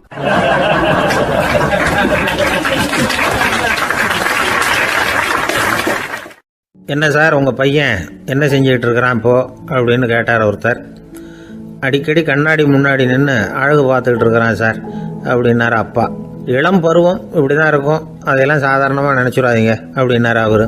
என்ன சார் சொல்கிறீங்க, கண்ணாடி முன்னாடி நின்றுக்கிட்டு நேரத்தை வீணாக்கிக்கிட்டு இருக்கான், அதை ஒரு பெரிய விஷயமா நான் நினைக்கணுமா அப்படின்னாரு இவர். இளம் பருவத்தில் இளைஞர்களுக்கும் சின்ன பொண்ணுங்களுக்கும் அடிக்கடி கண்ணாடியில் பார்க்கணும்னு தோணும். அது வெறுமனே அழகு பார்க்கறது மட்டும் இல்லை, அவங்க தங்களையே தேடி கண்டுபிடிக்கிற ஒரு முயற்சி அது. இது ஒரு மனோதத்துவ விளைவு. இது வரைக்கும் சின்ன பிள்ளையா இருந்துட்டோம், இனிமேல் நாமளும் மற்றவங்க மாதிரி மனிதர்கள் தான் அப்படிங்கிற உணர்வு அவங்களுக்கு வருது. தங்களோட முகம் எப்படி இருக்குது, அழகு எப்படி இருக்குது, உடம்பு நேரம் எப்படி இருக்குது, முடி எப்படி இருக்குது அப்படிங்கிறதையெல்லாம் கண்டுபிடிக்கிறாங்க. அதுக்கப்புறம் இன்னொரு ஆணோ பொண்ணோ தன்னை கவனிக்கணும் அப்படின்னு நினைக்கிறாங்க. இதெல்லாம் மனோதத்துவ உண்மைகள், இதெல்லாம் இயற்கை. இதை பார்த்துட்டு பெற்றவங்க பிள்ளைங்க கெட்டு போட்டாங்க அப்படின்னு நினைக்கக்கூடாது, அவங்கள திட்டிக்கிட்டே இருக்கக்கூடாது. இன்றைக்கி பல குடும்பங்களில் இதுதான் நடந்துக்கிட்டு இருக்குது. மனுஷ வாழ்க்கையிலேயே இப்படியும் இல்லாத அப்படியும் இல்லாத ஒரு பருவம் இளம் பருவம். 13லேருந்து 19 வயசுக்கு உட்பட்ட ஆண்கள் பெண்கள் இந்த வகையை சேர்ந்தவங்க, டீனேஜ் குரூப். இவங்களை சின்னவங்கன்னு நினச்சிட முடியாது, பெரியவங்கன்னு நினச்சிட முடியாது. இவங்க ரொம்ப சென்சிட்டிவ். சமூகம் நினச்சா இவங்களை நல்லவங்களாகவும் ஆக்கலாம், கெட்டவங்களாகவும் ஆக்கலாம். கொஞ்சம் அக்கறை எடுத்துக்கிட்டால் பெரிய பெரிய மேதைகளையும் விஞ்ஞானிகளையும் உருவாக்கலாம். ஆனால் நடக்கிறது என்ன தெரியுமா, அநேகமாக இவங்களை யாருமே சரியாக புரிஞ்சுக்கிறது இல்லை, இவங்களை சரியாக நடத்துறதும் இல்லை. இது வரைக்கும் நாம் சொல்கிறத கேட்டுக்கிட்டு இருந்தான், இப்போல்லாம் அவன் இஷ்டத்துக்கு நடக்க ஆரம்பிச்சுட்டான் அப்படின்னு வருத்தப்படுற பெற்றோர்கள் அதிகம். இது வருத்தப்படுற விஷயம் இல்லை, சந்தோஷப்பட வேண்டிய விஷயம். உங்கள் புள்ள சொந்தமாக யோசிக்க ஆரம்பிக்கிறதும் நடந்துக்க ஆரம்பிக்கிறதும் ஒரு தப்பான விஷயமா? அவன் கடைசி வரைக்கும் உங்கள் பேச்சையே கேட்டுக்கிட்டு இருக்கணுங்கிறது என்ன நியாயம்? இன்றைக்கி இளைஞர்களை பெரியவங்க தப்பாக புரிஞ்சுக்கிட்டு தவறாக நடத்துறதுனால தான் அவங்களுக்கு வெறுப்பு, எரிச்சல், மனக்கசப்பு எல்லாம் உண்டாகுது. பெற்றவங்க சரியாக மதிக்கிறது இல்லை அப்படிங்கிற ஒரே காரணத்தினாலேயே வீணாக போகிற பிள்ளைங்க இன்றைக்கி அதிகம். சரி, பெற்றவங்களுக்கு இன்றைக்கி என்ன தான் புத்தி சொல்ல வர்றீங்க அப்படின்னு கேட்குறீங்களா? நாம் எதையும் சொல்ல வரல, ஆனால் அது சம்பந்தமான சில நிபுணர்கள் சொல்லியிருக்கிறத உங்கள் காதில் போட்டு வைக்கலாம். அது என்னென்னா, பிள்ளைங்க கிட்ட அன்பு செலுத்துங்க. குழந்தையா இருந்தப்போ எவ்வளவு பாசமாக இருந்தீங்க, வளர வளர அதை ஏன் குறைச்சிக்கிறீங்க? பெற்றவங்களின் அன்பான வார்த்தைகளுக்கு ஏங்குறவங்க தான் இன்றைய இளைஞர்கள். அவங்க எதை சொன்னாலும் அதை அக்கறையாக காது கொடுத்து கேளுங்க, அலட்சியப்படுத்தாதீங்க. அவங்க விரும்புறது உங்ககிட்ட இருந்து ஒரு மதிப்பு, மரியாதை, அங்கீகாரம், இவ்வளவுதான். அவங்க அவங்களாவே முடிவுகள் எடுக்கட்டும், அதுக்கு நீங்கள் உதவியாக இருங்க, அது போதும். மற்றவங்க முன்னாடி, முக்கியமாக அவங்க நண்பர்கள் முன்னாடி அவங்கள பற்றி மட்டமாக பேசாதீங்க. அவங்கக்கிட்ட பொய் சொல்லக்கூடாது. நீங்கள் சொன்னது பொய்ன்னு தெரிஞ்சு போச்சுன்னா உங்கள் பேரில் அவங்களுக்கு இருக்கிற மதிப்பு போயிடும், நம்பிக்கை போயிடும். அவங்களுக்கு முன்னாடி நீங்கள் சண்டை போடக்கூடாது. உங்கள் பிள்ளைய எப்பவும் இன்னொரு பிள்ளையோட ஒப்பிட்டு பேசுகிற வேலையே வேணாம். கூட பிறந்த மற்றவங்களோட கூட ஒப்பிடக்கூடாது. இப்படி செஞ்சால் அவன் உங்ககிட்டையும் பிரியமாக இருக்க மாட்டான், அவங்ககிட்டையும் பிரியமாக இருக்க மாட்டான். புள்ள எங்கே போகிறான், என்ன பண்ணுறான் அப்படின்னுலாம் துப்பறிஞ்சிக்கிட்டு இருக்கக்கூடாது. இளைஞர்கள் தனிமையை விரும்புகிறவங்க. அவங்கள பெட்டியில் வச்சு மூடி பாதுகாக்கணும்னு நினைக்கக்கூடாது. அவங்கள எப்படி பாதுகாக்கிறது அப்படிங்கிறது அவங்களுக்கே தெரியும். உங்கள் புள்ள எப்படி நடந்துக்கணும்னு நீங்கள் எதிர்பார்க்குறீங்களோ அது மாதிரி நீங்கள் நடந்து காட்டுங்க, அது போதும். ஒரு வீட்டில் அப்பாவும் அம்மாவும் பேசிக்கிட்டு இருக்கிறாங்க. என்னங்க, நம்ம பொண்ணு பெரியவளாயிட்டா, அடிக்கடி கண்ணாடி முன்னாடி போய் நின்றுக்கிட்டு இருக்கிறா, சீக்கிரமாக ஒரு பையனை பார்த்து கல்யாணத்தை முடிக்காமல் இப்படி மசன்னு கல் மாதிரி உட்காந்துருக்குறீங்களே அப்படின்னு சத்தம் போட்டாங்க அந்த அம்மா. அவசரப்படாத, பார்க்கறதுக்கு கண்ணுக்கு அழகாக லட்சணமாக புத்திசாலியாக ஒரு பையன் கிடைக்க வேணாமா, அதுதான் பார்த்துக்கிட்டு இருக்கிறேன் அப்படின்னாரு அப்பா. இதுக்கு அந்த அம்மா சொல்கிறாங்க, எங்கள் அப்பா இப்படியெல்லாம் நினச்சிக்கிட்டு இருந்திருந்தா எனக்கு கல்யாணமே ஆயிருக்காது தெரியுமா அப்படின்னாங்களாம்.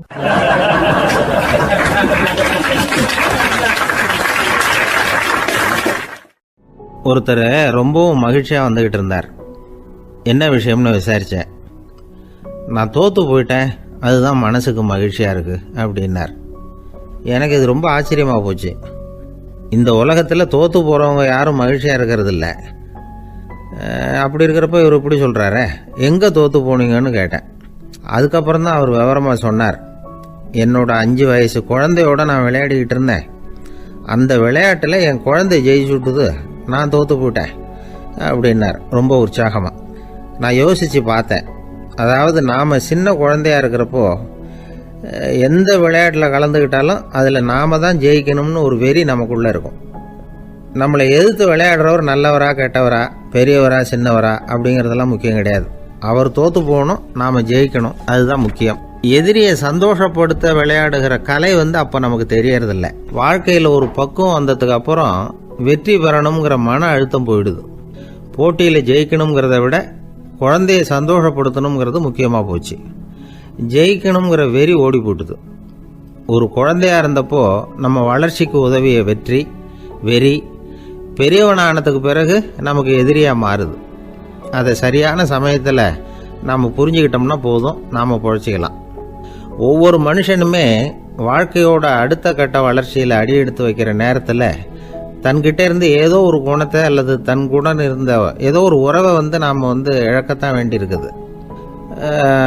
ஒரு கட்டம் வரைக்கும் உதவியாக இருந்த குணம் அடுத்த கட்டத்துக்கு தடையாக கூட மாறிடலாம்.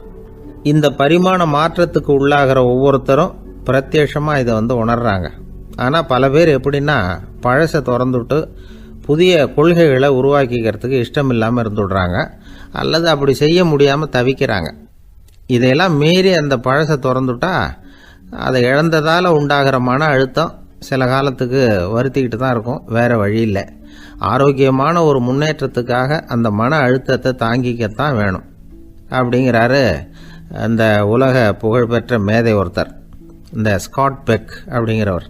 பிறந்த நாள் முதல் இதுதான் சரி அப்படின்னு கற்பிக்கப்பட்டு வந்த ஒவ்வொரு தத்துவத்தையும் தங்களுடைய வளர்ச்சிக்கு தகுந்த மாதிரி மாற்றி அர்த்தப்படுத்தி கொள்ள முடியாமல் வாழ்க்கை சூழலில் அப்படியே அரைப்பட்டு தூளாகிறவர்கள் தான் ரொம்ப தவிக்கிறாங்களாம்.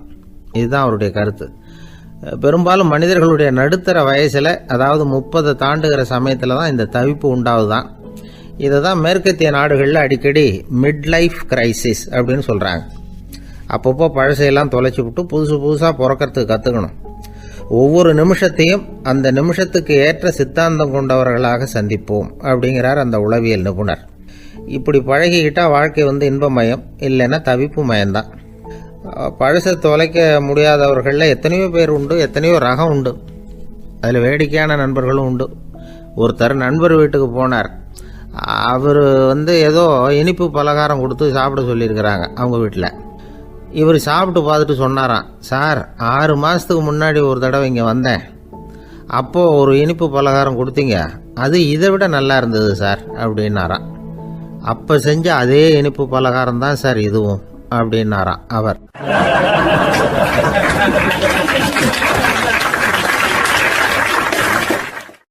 ஒரு வயசான அம்மா தெரு வழியாக போயிட்டு இருந்தாங்க. அவங்க கையில் எண்ணத்தையோ வச்சுக்கிட்டு அதை அடிக்கடி பார்த்துக்கிட்டே இருந்தாங்க. ஒருத்தன் மெதுவாக அவங்கக்கிட்ட போய் கையில் இருக்கிறது என்ன அப்படின்னு எட்டி பார்த்தா அவங்க கையில் 4 பல் இருந்துதான். இவன் ஆச்சரியமாக அந்த அம்மாவை பார்த்தான். ஏம்மா உனக்கு என்ன பைத்தியமா, ஏது இந்த பல், இதை என்னத்துக்காக கையில் வச்சுக்கிட்டு அலைஞ்சிக்கிட்டு இருக்கிற அப்படின்னு கேட்டிருக்கான். அதுக்கு அந்த அம்மா விவரம் சொல்ல ஆரம்பித்தாங்களாம். இதை பாருப்பா, எனக்கு ஒரு மகன் இருந்தான், அவனை ரொம்ப செல்லமாக வளர்த்தேன். அவனை தரையிலேயே நடக்க விடுறதில்ல, எப்பவும் தூக்கி வச்சுக்கிட்டு இருப்பேன். அவன் நல்லா பெரியவனாகி பள்ளிக்கூடம் போகிறப்ப கூட அவன் புஸ்தக மூட்டையை நான் தான் சுமந்துக்கிட்டு போவேன். பார்க்குறவங்க கூட கேலி பண்ணுவாங்க, ஏம்மா படிக்க போகிறது நீயா உன் பிள்ளையான்னு கேட்பாங்க. அவன் இன்னைக்கு எவ்வளவோ பெரிய மனுஷன் ஆகிட்டான், வெளிநாட்டில் பெரிய உத்தியோகத்தில் இருக்கான். சமீபத்தில் இங்கே வந்துட்டு போனான். ஒரு நாள் ஏதோ கோபத்தில் என்ன அரைஞ்சுட்டான். அப்போ இந்த 4 பல்லும் கீழே விழுந்துட்டுது. இன்னமும் கூட விழுந்திருக்கும், ஆனால் பல்லு தான் இல்லை. என் புள்ள அரைஞ்சதுனால விழுந்த பல்லு இல்லையா அது, அதனால் இதை எப்பவும் என் கையிலேயே வச்சுக்கிட்டு ஆசையோடு பார்த்துக்கிட்டு இருக்கிறேன். அவன் தான் வெளிநாட்டுக்கு போட்டான், அவனை பார்க்க முடியாத ஏக்கத்தை நான் இந்த பல்லை பார்த்து போக்கிக்கிறேன் அப்படின்னு நாங்களாம் அந்த அம்மா. இந்த கதை எதுக்காகன்னா, தாய் அன்பு அப்படிங்கிறது எப்படிப்பட்டதுங்கிறத புரிஞ்சுக்கிறதுக்காக. கல்யாணம் ஆனதுக்கு அப்புறம் தாயை மறந்து விடுறவங்க எத்தனை பேர் இந்த உலகத்தில், அவங்க காதில் வேணுங்கிறதுக்காக தான் இந்த தகவல். ஆனால் ஒரு விஷயம் மட்டும் நல்லா புரிஞ்சுக்கணும், தாயை மதிக்க தெரிஞ்சவங்க தான் இன்றைக்கி வாழ்க்கையில் எல்லா விதத்துலேயும் முன்னுக்கு வந்திருக்கிறாங்க. வேணும்னா விசாரித்து பார்த்துக்குங்க. இன்னொரு அம்மா இருந்தாங்க. அவங்க தினமும் ஒரு கோயிலுக்கு வருவாங்க. சாமியை பார்த்து, கடவுளே நான் இறந்து போனால் நரகத்துக்கு போகணும் அப்படின்னு வேண்டிக்குவாங்களாம். எல்லோரும் சொர்க்கத்துக்கு போகணும்னு தானே கடவுள்கிட்ட வேண்டிக்குவாங்க. இந்த அம்மா தினம் நான் நரகத்துக்கு போகணும் அப்படின்னு வேண்டிக்கிறாங்க. அங்கேருந்து அர்ச்சகருக்கு இது சந்தேகம். ஒரு நாள் அதை நேரடியாகவே அவங்கக்கிட்ட கேட்டுவிட்டார். அதுக்கு அந்த அம்மா பதில் சொன்னாங்களாம், ஐயா எனக்கு கல்யாணம் ஆகி ரொம்ப நாள் வரைக்கும் குழந்தை பாக்கியம் இல்லாமல் இருந்தது. கோயில் குளம் எல்லாம் சுற்றி வந்தேன். ரொம்ப நாள் கழித்து ஒரு குழந்தை பிறந்தது, ஆண் குழந்தை. அவனை நான் ரொம்ப செல்லம் கொடுத்து வளர்த்தேன். அதோட விளைவு என்ன ஆச்சுன்னா அவன் ரொம்ப மோசமாக ஆயிட்டான். கெட்ட பழக்க வழக்கம்லாம் கற்றுக்கிட்டான். அவன் இறந்து போனால் நிச்சயம் அவனுக்கு நரகம்தான் கிடைக்கும். அந்த அளவுக்கு கெட்டவன் அவன். அப்படிப்பட்ட காரியங்கள்லாம் பண்ணிகிட்ருக்கான், எனக்கு தெரியும். இவனுக்காக நரகத்தில் கூட யாரும் தயவு காட்ட மாட்டாங்க, தாட்சண்யம் காட்ட மாட்டாங்க. அதனால் இவனுக்கு முந்தி நான் இறந்து நரகத்துக்கு போயிட்டா அங்கே இவனை கவனிச்சிக்கலாமே, இவனுக்கு பணிவிடை செய்யலாமேன்னு பார்க்குறேன் அப்படின்னு நாங்களாம். அதனால தான் நான் நரகத்துக்கு போகணும்னு தினம் ஆண்டவனை வேண்டிகிட்டு இருக்கிறேன் அப்படின்னு கண்கலங்கி அந்த அம்மா சொன்னாங்களாம். அதுதான் தாய் உள்ளம்ங்கிறது. தாயின் பெருமையை சரியாக உணர்ந்துட்டா அவங்களுக்கு எப்பவும் எந்த கஷ்டமும் வராது. இது ஏதோ உபதேசத்துக்காக சொல்கிற வார்த்தை இல்லை, உண்மையான வார்த்தை. இந்த விவரத்தையெல்லாம் நண்பர் ஒருத்தர்கிட்ட சொல்லிகிட்டு இருந்தேன். அவர் கொஞ்ச நாள் கழித்து என்னை தேடி வந்தார். அவர் கையிலேயே 4 பல்லு வச்சுருந்தார். என்னங்க ஆச்சு, ஏதுங்க அந்த பல்லு அப்படின்னு விசாரித்தோம்.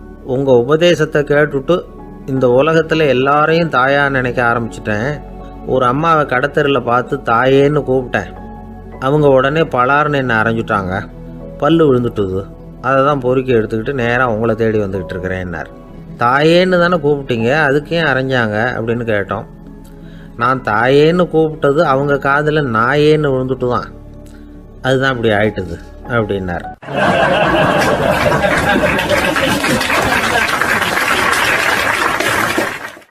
ஐயா, என்னுடைய நூல் வெளியீட்டு விழாவுக்கு அவசியம் நீங்கள் வரணும் அப்படின்னு கூப்பிட்டார் ஒருத்தர். எப்போ வரணும்னு கேட்டேன். அடுத்த வாரம்னார். சரி, புத்தகம் தயாராகிட்டுதா அப்படின்னு. நாளைக்கு தான் அச்சிக்க கொடுக்க போகிறேன்னார். என்னங்க இது, புத்தகம் அச்சிடுறதுக்கு முன்னாடியே அழைப்புதழை அச்சடிச்சு விட்டீங்களே அப்படின்னு கேட்டேன். அதனால் என்னங்க, அந்த காலம் மாதிரி அப்போல்லாம் அச்சுக்கலை எவ்வளவோ முன்னேறியாச்சுங்க. Linotype, monotype, photo type, laser, இப்படி என்னென்னமோ வந்தாச்சு. இன்றைக்கி கொடுத்தா நாளைக்கே புத்தகம் தயார் அப்படின்னார். இப்படி இந்த அளவுக்கு முன்னேறி இருக்கிற இந்த அச்சுக்கலை ஆரம்பத்தில் எப்படி இருந்தது தெரியுமா?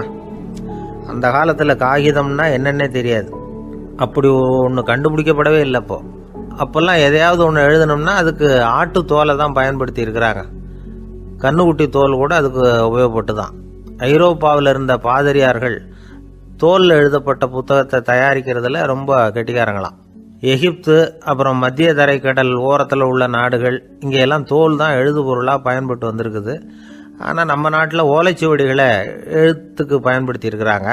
எழுதுறதுக்கு தோலை பயன்படுத்தினவங்க பிறகு பேப்பரைஸ் அப்படிங்கிற கோரை புல்லை அதுக்கு பயன்படுத்தினாங்களாம். இதெல்லாம் அப்படி கொஞ்சம் கொஞ்சமாக கண்டுபிடிச்சிட்டு வந்திருக்கிறாங்க. அந்த புல்லை கச்சிதமாக நறுக்க வேண்டியது, நல்லா பதப்படுத்த வேண்டியது, அதுக்கப்புறம் அதில் எழுத வேண்டியது, அவ்வளவுதான். பேப்பருங்கிற சொல்லே இந்த பேப்பைரஸ் அப்படிங்கிறதுலேருந்து வந்தது தான். அதுக்கப்புறம் தான் காகிதம் வந்தது. இதை முதல்ல சீன நாட்டில் தான் கண்டுபிடிச்சாங்க. அது வந்த பிறகு அச்சு எந்திரம் கண்டுபிடிக்க வேண்டிய அவசியம் ஏற்பட்டது. அதை கண்டுபிடிச்சவர் ஜெர்மானிய அறிவியல் அறிஞர் ஜான் கூட்டன்பர்க். அச்சு கலைக்கு அடித்தளம் அமைச்சவர் அவர் தான். ஜெர்மனியில் மெயின்ஸ் அப்படிங்கிற ஊரில் 1399 பிறந்தார். அவரோட மாமன் ஒருத்தர் உலோக வேலையில் வல்லவர். அவர்கிட்ட அந்த வேலையை கற்றுக்கிட்டார். அதோட வைர கற்களை பட்டை தீட்டுறதுலையும் ரொம்ப தேர்ச்சி பெற்றிருந்தார். இளம் வயசுலேயே சும்மா இருக்க மாட்டாராம். எதை செஞ்சாலும் அதை திறமையாக செய்வாராம். அவர் தான் முதல்ல மர அச்சு எழுத்துக்களை உருவாக்கினார். அது மேலே மை தடவி பிரதிகள் எடுத்தார். அதுக்கப்புறம் உலோக எழுத்துக்கள், முதல்ல காரியம், அப்புறம் இரும்பு, அப்புறம் கலப்பு உலோகம். பிறகு அச்சடிக்கிறதுக்கு எந்திரம் ஒன்றையும் உருவாக்கினார். முதல்ல பைபிள் அச்சடித்தார். 1468 அவர் இறந்து போனார்.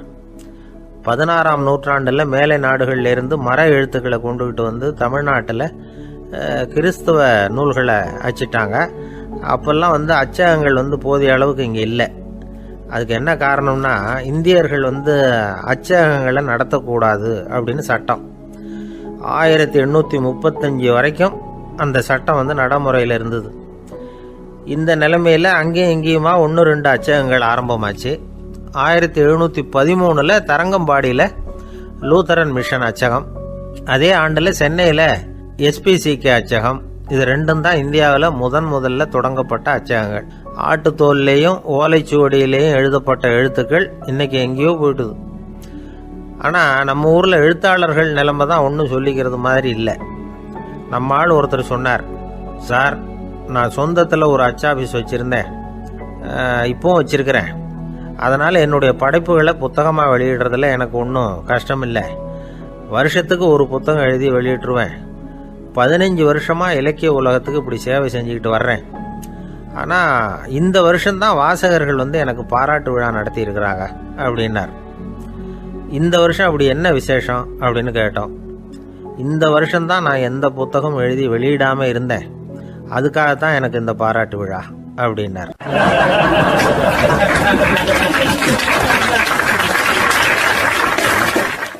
ஒரு ஆஃபீஸில் வேலை பார்க்குற ஒருத்தர் ஏதோ தப்பு பண்ணிவிட்டார். உடனே மேல் அதிகாரி அவரை கூப்பிட்டு அனுப்புனார். நீ செஞ்சது தப்புன்னார் கோபமா. இது ஒரு ரகம். சில அதிகாரிகள் இப்படி நீங்கள் செஞ்சது தப்புன்னு சொல்கிறதில்ல, நீங்கள் செஞ்சது சரி அப்படின்னு சொல்கிறதில்ல. எப்படி சொல்லுவாங்கன்னா, நீங்கள் செஞ்சது சரியில்லைன்னு நான் நினைக்கிறேன் அப்படின்னு சொல்லுவாங்களாம். அதாவது சில பேர் நீங்கள் செஞ்சது தப்புங்கிறாங்க, அதையே மாற்றி சொல்கிறாரு இவர், நீங்கள் செஞ்சது சரியில்லைன்னு நினைக்கிறேன். இது ரெண்டும் அர்த்தம் ஒன்று தான், இருந்தாலும் வார்த்தைகள் வித்தியாசம். நிர்வாக திறமை இல்லாத ஒரு அதிகாரி யூ ஆர் ராங் அப்படின்னு சொல்லுவாராம். நிர்வாக திறமை உள்ள அதிகாரியாக இருந்தால் அதையே கொஞ்சம் மாற்றி I think you are not correct அப்படிம்பாரான். இதுதான் வித்தியாசம். இருந்தாலும் வார்த்தைகளை உபயோகப்படுத்துகிற விதத்தை வச்சு தான் வேலை நல்லா நடக்கிறதும் நடக்காததும் இருக்குது. விவரம் தெரிஞ்சவங்க என்ன சொல்கிறாங்க தெரியுமா? Be a leader not a boss அப்படிங்கிறாங்க. ஒரு லீடராக பாஸாக இருக்காதே அப்படிங்கிறாங்க. சரி, அப்படின்னா லீடருக்கும் பாஸுக்கும் வித்தியாசம் உண்டா அப்படின்னு கேட்டால் இருக்குன்னு சொல்கிறாங்க. லீடருங்கிறவர் வேறு, பாஸுங்கிறவர் வேறு. ஒரு லீடர் எப்படி நடந்துக்குவார், ஒரு பாஸ் எப்படி நடந்துக்குவார், இதை முதல்ல நாம் தெரிஞ்சுக்கணும். அவங்க எப்படி நடந்துக்குவாங்க அப்படிங்கிறதுக்கு சில விவரங்கள் இருக்குது. அதை கேட்டோம்னா நாம் புரிஞ்சுக்கலாம் அதை. அதாவது பாஸுங்கிறவர் விரட்டிக்கிட்டே இருப்பார், லீடருங்கிறவர் ஊக்கப்படுத்திக்கிட்டே இருப்பார். நாளைக்கு சாயந்தரத்துக்குள்ளே அந்த வேலையை செஞ்சு முடிக்கலைன்னா தொலைச்சி விடுவோம் தொலைச்சி அப்படிம்பார் அவர். இவர் எப்படி சொல்லுவார்னா, இது வரைக்கும் நீங்கள் செஞ்சுருக்கிற வேலை ரொம்ப அற்புதம் அப்படிம்பார். பாஸுங்கிறவர் அதிகாரத்தை நம்பி செயல்படுறவர், லீடருங்கிறவர் நல்லெண்ணத்தை நம்பி செயல்படுறவர். நம்மக்கிட்ட அதிகாரம் இருக்குது, பவர் இருக்குது, அதனால் காரியத்தை சாதிச்சுடலாம் அப்படின்னு நினைக்கிறவர் அவர். மற்றவங்க கிட்ட ஒரு நல்ல அபிப்பிராயத்தை சம்பாதிச்சுக்கிட்டு அது மூலமாக காரியங்களை சாதிக்கிறவர் இவர். பாஸுங்கிறவர் பயத்தை உண்டு பண்ணுவார், லீடருங்கிறவர் அன்பை பரவ செய்வார். அது செய்யலைன்னா ஆடிட்டில் தகராறாயிடும், இது செய்யலைன்னா இன்க்ரிமெண்ட்டு கட் ஆகிடும், இப்படி ஏதாவது சொல்லி பயமுறுத்திக்கிட்டே இருப்பார் அவர். இவர் அப்படி இல்லை. உடம்பு எப்படி இருக்குது, வீட்டில் எல்லோரும் சௌக்கியமாக இருக்கிறாங்களா, ஆஃபீஸில் எல்லாம் வசதியாக இருக்குதா, நான் ஏதாவது உதவி செய்யணுமா அப்படின்னு அன்புக்கு முக்கியத்துவம் கொடுப்பார். பாஸுங்கிறவர் எதுக்கு எடுத்தாலும் நான் சொல்லிகிட்டு இருப்பார், லீடருங்கிறவர் நாமன்னு சொல்லிகிட்டு இருப்பார். பாஸுங்கிறவர் தப்புக்கு காரணம் யாருன்னு பார்ப்பார், லீடருங்கிறவர் தப்பு என்னன்னு பார்ப்பார். இதுதான் ரெண்டு பேருக்கு வித்தியாசம். The boss shows who is wrong, the leader shows what is wrong அப்படின்னு சொல்லுவாங்க. இந்த காரியம் எப்படி செய்யப்பட்டிருக்கு அப்படின்னு தெரிஞ்சுக்கிறவர் பாஸ். இந்த காரியத்தை எப்படி செய்யணும்னு செஞ்சு காட்டுறவர் லீடர். பாஸுங்கிறவர் பணியாளர்களை திட்டுவார், லீடர் மரியாதைக்குரியவராக நடத்துவார், அதுக்குரியவராக அவர் நடந்துக்குவார். செய்கிற வேலையை ஒரு சுமையாக நினைக்க வைக்கிறவர் பாஸ், செய்கிற வேலையை ஒரு சந்தோஷமாக ஆக்கிறவர் லீடர். ஒரு முதலாளியாக இருக்கிறவர் அல்லது ஒரு நிர்வாகியாக இருக்கிறவர் இது மாதிரியான நுணுக்கங்களை எல்லாம் தெரிஞ்சு வச்சுக்கிறது நல்லது. ஒரு பாஸ் இருக்கார், அவர் ஒரு நாள் ரொம்ப பெருமையாக தன்னோட ஆஃபீஸை பற்றி பேசிக்கிட்டு இருந்தார். எனக்கு கீழே 200 பேர் வேலை செய்கிறாங்க சார், நான் ஒரு கோடு கிழிச்சா அவங்க அதை தாண்டாத அளவுக்கு நான் நடந்துக்கிறேன் சார் அப்படின்னார் அவர். அது எப்படி முடியுது உங்களால் அப்படின்னு கேட்டோம். நான் கோடே கிழிக்கிறதில்ல சார் அப்படின்னார்.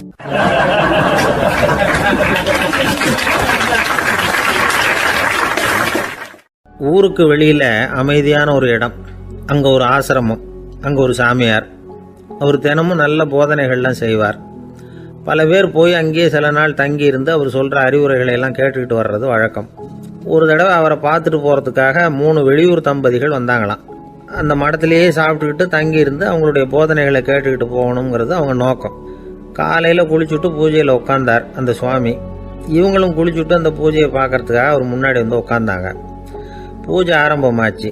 சம்பிரதாயப்படி அது ரொம்ப நேரம் நடந்துக்கிட்டே இருக்குது.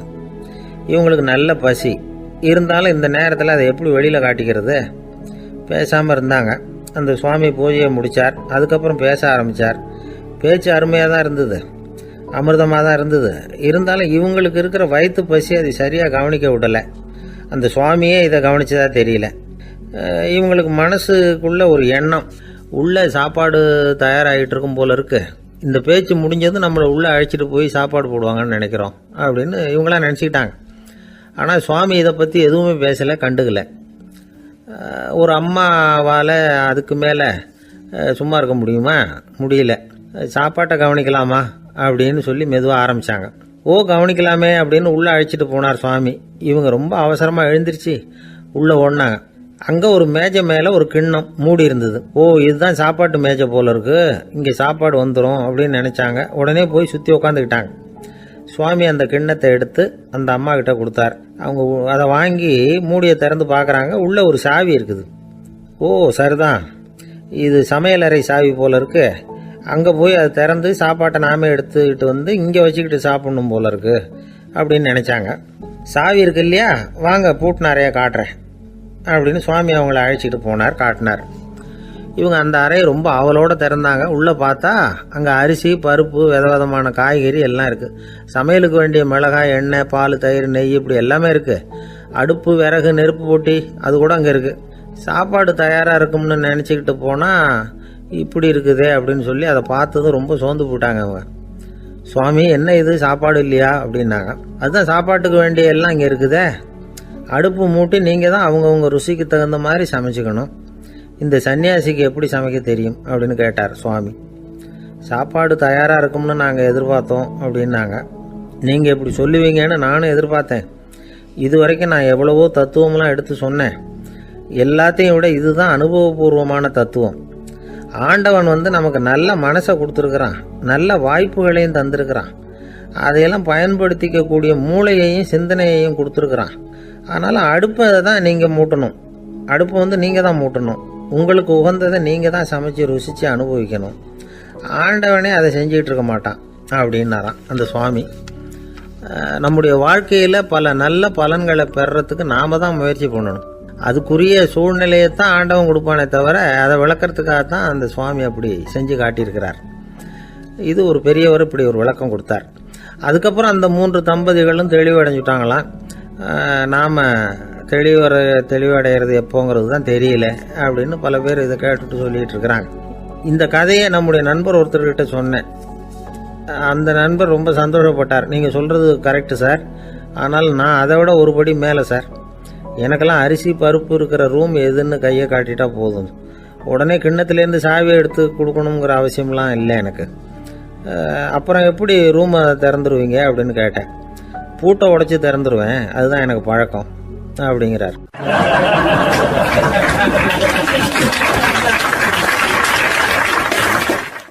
ஒருத்தர் மனசில் நிம்மதி இல்லாமல் உட்காந்துருந்தார். என்ன சார் விஷயம் அப்படின்னு விசாரித்தேன். அகலக்கால் வச்சுட்டேன், அதுதான் அவதிப்படுறேன்னார்.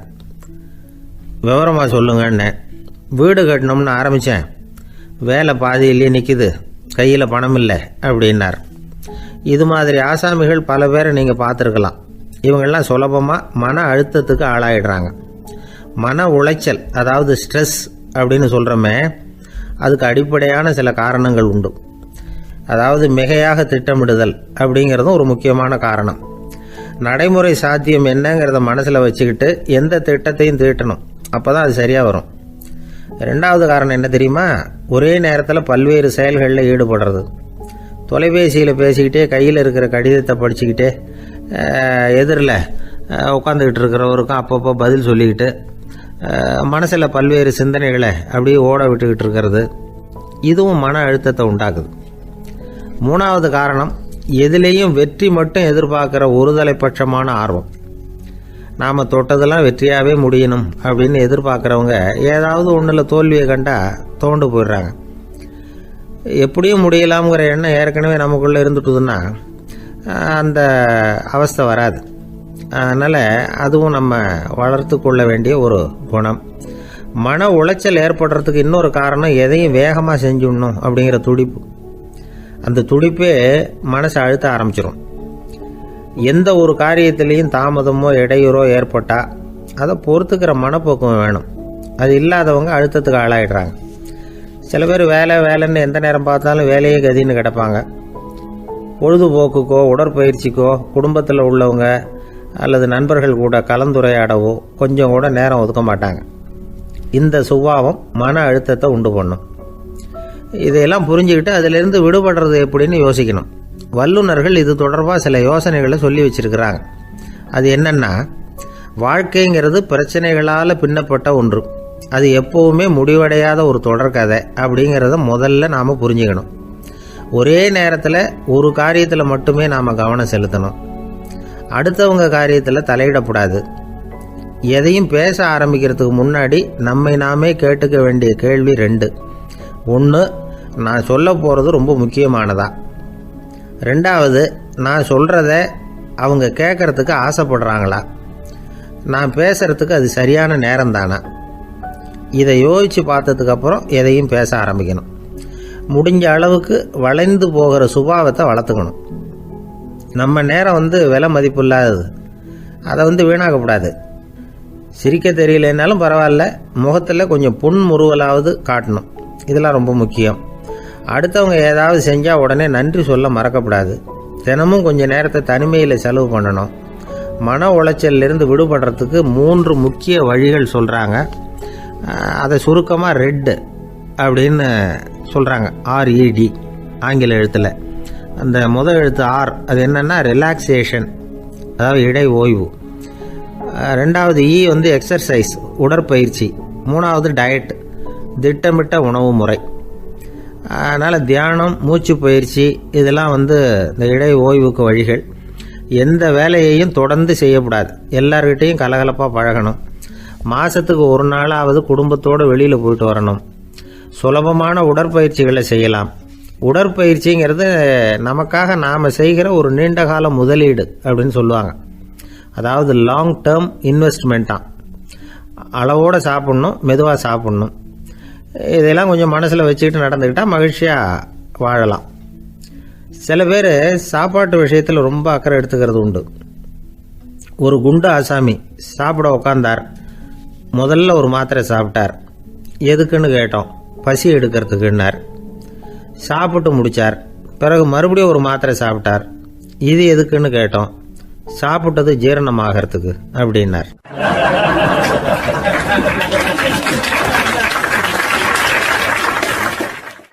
ஒரு காலத்தில் பிரஷ்யா அப்படின்னு ஒரு தேசம் இருந்தது. இப்போ ஜெர்மனி இருக்குல்ல, இதோட பெரும்பகுதி ஒரு காலத்தில் பிரஷ்யாங்கிற பேரில் இருந்தது. அப்போ அதுக்கு அரசராக இருந்தவர் மகா ஃப்ரெடரிக், அதாவது ஃப்ரெடரிக் தி கிரேட் அப்படின்னு சொல்லுவாங்க. அந்த ராஜாவுக்கு ஒரு சந்தேகம். நாம் பல வகையான வரிகளை விதித்து வசூல் பண்ணுறோம். அப்படி பண்ணி வருமானம் குறைஞ்சிக்கிட்டே போகுதே, இதுக்கு என்ன காரணமாக இருக்கும்? இதுதான் அவருக்கு ஏற்பட்ட சந்தேகம். ஒரு சமயம் அந்த அரசர் தம்முடைய அமைச்சர்களையும் பிரபுக்களையும் தளபதிகளையும் கூப்பிட்டு ஒரு விருந்து வச்சார். விருந்து முடிஞ்சதும் அவங்கள பார்த்து இந்த சந்தேகத்தை கேட்டார். வரிகள் அதிகமாக விதித்து வருமானம் குறையறதுக்கு என்ன காரணம் அப்படின்னு கேட்டார். பல பேருக்கு இதுக்கு சரியாக பதில் சொல்ல தெரியல. அனுபவசாலியான ஒரு தளபதி எழுந்திருச்சார். அரசே, அது எப்படிங்கிறத இப்போ உங்களுக்கு காட்டுறேன்னார். உடனே ஒரு பெரிய பனிக்கட்டி ஒன்றை தன்னுடைய கையில் எடுத்தார். அதை அப்படியும் எப்படியும் திருப்பி பார்த்தார். அப்புறம் அடுத்தவர்கிட்ட கொடுத்தார். அவர் அதை அப்படியும் எப்படியும் திருப்பி பார்த்துட்டு அடுத்தபடியாக இருந்தவர்கிட்ட கொடுத்தார். இப்படியே இதை ஒவ்வொருத்தராக பார்த்துட்டு ஒவ்வொரு கையாக மாறி கடைசியில் மன்னர் கைக்கு போய் சேர்ந்தது. மன்னர் கைக்கு அந்த பனிக்கட்டி போய் சேர்ந்தப்போ அது கொஞ்சம் கொஞ்சமாக உருகி ஒரு பட்டாணி கடலை சைஸுக்கு ஆயிட்டுது. மன்னர் யோசனை பண்ணார். வரி அதிகமாக போட்டாலும் வந்து சேர்றது குறைவாக இருக்கிறதுக்கு என்ன காரணம் அப்படிங்கிறது அவருக்கு புரிஞ்சு போச்சு. காலம்தான் மாறிட்டு இருக்கே தவிர இந்த கையூட்டு வாங்குற பழக்கம் மாறினதாக தெரியல. இன்னொரு ராஜா இருந்தார். அவர் தன்னுடைய ராஜாங்கத்தில் லஞ்ச ஊழலே சுத்தமாக இருக்கக்கூடாது அப்படின்னு நினச்சார். அவர்கிட்ட பல்வேறு துறைகளுக்கும் பொறுப்பாக இருந்த பல பேரும் ரொம்ப சுத்தமாகவும் நேர்மையாகவும் இருந்தாங்க. ஒரே ஒருத்தர் மட்டும் எல்லார்கிட்டையும் லஞ்சம் வாங்கிட்டே இருந்தார். அவரை வேறு வேறு துறைகளுக்கு மாற்றி பார்த்தாரு. அந்த ராஜா என்னென்னமோ பண்ணி பார்க்குறாரு. எந்த வேலையை கொடுத்தாலும் அதுலேயும் லஞ்சம் வாங்குறதுக்கு ஒரு வழியை உண்டு பண்ணிக்குவார் அந்த ஆள். ராஜாவுக்கு இது ஒரு பெரிய தலைவலியாக போட்டுது. இவர் என்ன பண்ணுறது, இவருக்கு என்ன வேலையை கொடுக்கறது, கொஞ்சம் கூட லஞ்சம் வாங்கிறதுக்கு சான்ஸே இல்லாத ஒரு வேலையை கொடுக்கணும் அப்படின்னு திட்டம் போட்டார். ஒரு நாள் அவருக்கு அந்த உத்தரவும் போட்டுட்டார். அதாவது அவருக்கு என்ன வேலைன்னா, கடற்கரையில் தான் அவருக்கு ஆஃபீஸ். அங்கேயே இருந்துக்க வேண்டியது. தினமும் எத்தனை கடல் அலை கரையில் வந்து மோதுது அப்படிங்கிறத கணக்கு எடுத்து ராஜாவுக்கு தெரிவிக்க வேண்டியது. இதுதான் அவருக்கு வேலை. பேசாமல் அலையை எண்ணிட்டு உட்காந்துருக்கிட்டோம், அப்போவாவது அவர் லஞ்சம் வாங்குகிற சந்தர்ப்பம் இல்லாமல் போயிடும் அவருக்கு அப்படின்னு நினச்சார் ராஜா. இந்த ஆள் கடற்கரைக்கு போய் டியூட்டியில் ஜாயின் பண்ணிட்டார். ஒரே மாதத்தில் அங்கே சொந்தமாக ஒரு பிரம்மாண்டமான மாளிகை கட்டி விட்டார். ராஜாவுக்கு இது பெரிய ஆச்சரியமாக போச்சு. அலையை என்ற வேலையில் அந்த ஆள் எப்படி பணம் சம்பாதிச்சார் அப்படின்னு விசாரித்து பார்த்தார் அக்கம் பக்கத்தில். அந்த ஆள் என்ன பண்ணியிருக்கிறாருன்னா, கடற்கரையில் போய் பொறுப்பை ஏற்றுக்கிட்ட உடனே அங்கே இருந்த மீனவர்கள்கிட்ட எல்லாம் இந்த கரையில் வந்து ஒரு நாளில் வந்து மோதுற அலைகள் எத்தனை அப்படின்னு கேட்டிருக்காரு. அது எப்படிங்க தெரியும்னு இருக்காங்க அவங்க. தினமும் அந்த எண்ணிக்கை தெரியணும். நம்ம ராஜாவுக்கு தினமும் அறிக்கை அனுப்பணும், டெய்லி ரிப்போர்ட்டு. தவறுனா நீங்கள் இந்த கடலில் போய் மீன் பிடிக்கிறதுக்கு ராஜாவோட அனுமதி கிடைக்காது அப்படின்ட்டுருக்காரு. உடனே மீனவர்களும் பயந்து போட்டாங்க. கடலுக்கு போகிறதுக்கு அனுமதி இல்லைன்னா பட்டினி கிடக்கிறது மாதிரி ஆகிடுமே. மெதுவாக அந்த ஆளுகிட்ட போனாங்க, காதோட காதாக சொன்னாங்க, ஐயா எங்களால் வந்து கடல் அலையை வந்து எண்ண முடியாது. தினமும் எங்களால் முடிஞ்சதை உங்களுக்கு பணமாக கொடுத்துட்றோம். நீங்கள் தான் ராஜா கிட்ட சிபாரிசு பண்ணி நாங்கள் தொடர்ந்து மீன் பிடிக்கிறதுக்கு அனுமதி வாங்கி கொடுக்கணும் அப்படின்னு வேண்டிக்கிட்டாங்க. பணம் தினமும் வந்து சேர ஆரம்பிச்சுட்டுது. பதவியில் மற்ற பதவியோட இந்த பதவி எவ்வளவோ மேல் அப்படின்னு நினச்சிட்டான் அந்த ஆள். அது மட்டும் இல்லை, தயவு பண்ணி என்னை இந்த இடத்த விட்டு மாற்றி விடாதீங்க சார் அப்படின்னு வேற கேட்க ஆரம்பிச்சிட்டானா.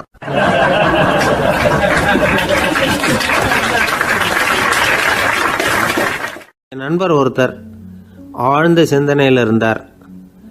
என்ன யோசனை பண்ணுறீங்கன்னு கேட்டேன். தலைவர் ஆகணும்னு பார்க்குறேன், அதுதான் என்ன வழின்னு யோசிச்சுக்கிட்டு இருக்கேன்னார். நான் கூட அது மாதிரி யோசித்து பார்த்தேன். அதுக்கப்புறம் அந்த யோசனையை கை விட்டுட்டேன் அப்படின்னோம். ஏன்னு கேட்டார். அதுக்கான தகுதிகள் நமக்கு இல்லைங்கிறது புரியுது. அது நமக்கு புரியறத விட நம்ம விட மற்றவங்களுக்கு நல்லா புரிஞ்சு போச்சு. அதனால் பேசாமல் கம்முன்னு இருந்துடுறது தான் நல்லது அப்படின்னோம். தலைவர் ஆகிறதுக்கு தகுதிகள் வேற உண்டோ அப்படின்னு கேட்டார். அவர் யதார்த்தமாக தான் கேட்குறார். நாங்கள் உடனே எங்ககிட்ட இருந்த ஒரு புத்தகத்தை எடுத்து அவர்கிட்ட கொடுத்தோம். படித்து பாருங்கன்னு. தலைவர் ஆகிறதுக்கு என்ன வழி அப்படிங்கிறத பற்றி அதில் போட்டிருக்கிறாங்க. முதல் வழி என்ன தெரியுமா? ஒரு 4 பேர் முன்னாடி இல்லைன்னா ஒரு கூட்டத்துக்கு முன்னாடி நீங்கள் பேச போகிறீங்க. அப்போ எப்படி ஆரம்பிக்கணும்னா, உண்மையான புகழ்ச்சி, நேர்மையான பாராட்டு, இதோடு ஆரம்பிக்கணும். எடுத்ததுமே அது சரியில்லை இது சரியில்லைன்னு பேசிகிட்டு இருக்கக்கூடாது. மக்களை பார்த்து நீங்கள் தான் தப்பு பண்ணிவிட்டீங்க அப்படின்னு நேரடியாக சொல்லக்கூடாது. தவறு இருந்தாலும் அதை வந்து மறைமுகமாக ஏதாவது கதை சொல்லி அதிலேருந்து அவங்க புரிஞ்சுக்கிற மாதிரி செய்யணும். அடுத்தவங்க பண்ண தப்பு என்னன்னு அலசறதுக்கு முன்னாடி நீங்கள் பண்ணின தப்பு என்னங்கிறத பற்றியே பேசுங்க. எதுக்கும் நேரடியாக உத்தரவு போட்டுக்கிட்டு இருக்கக்கூடாது. இதை நீங்கள் செய்யணும் அப்படின்னு சொல்கிறதுக்கு பதிலாக நீங்கள் இப்படி செஞ்சால் எப்படி இருக்கும் அப்படின்னு கேள்வி மாதிரி கேட்கணுமா. இப்படி கேட்டால் அது உத்தரவு மாதிரி தெரியாதான். அடுத்தவங்க மரியாதையை காப்பாற்றுறது மாதிரி பேசணுமா. உங்கள் பேச்சு இன்னொருத்தரை வந்து அவமானப்படுத்துறது மாதிரி இருக்கக்கூடாதான். ஏண்டா இவங்கிட்ட போய் மாட்டிக்கிட்டோம்னு யாரும் நினச்சிடக்கூடாது.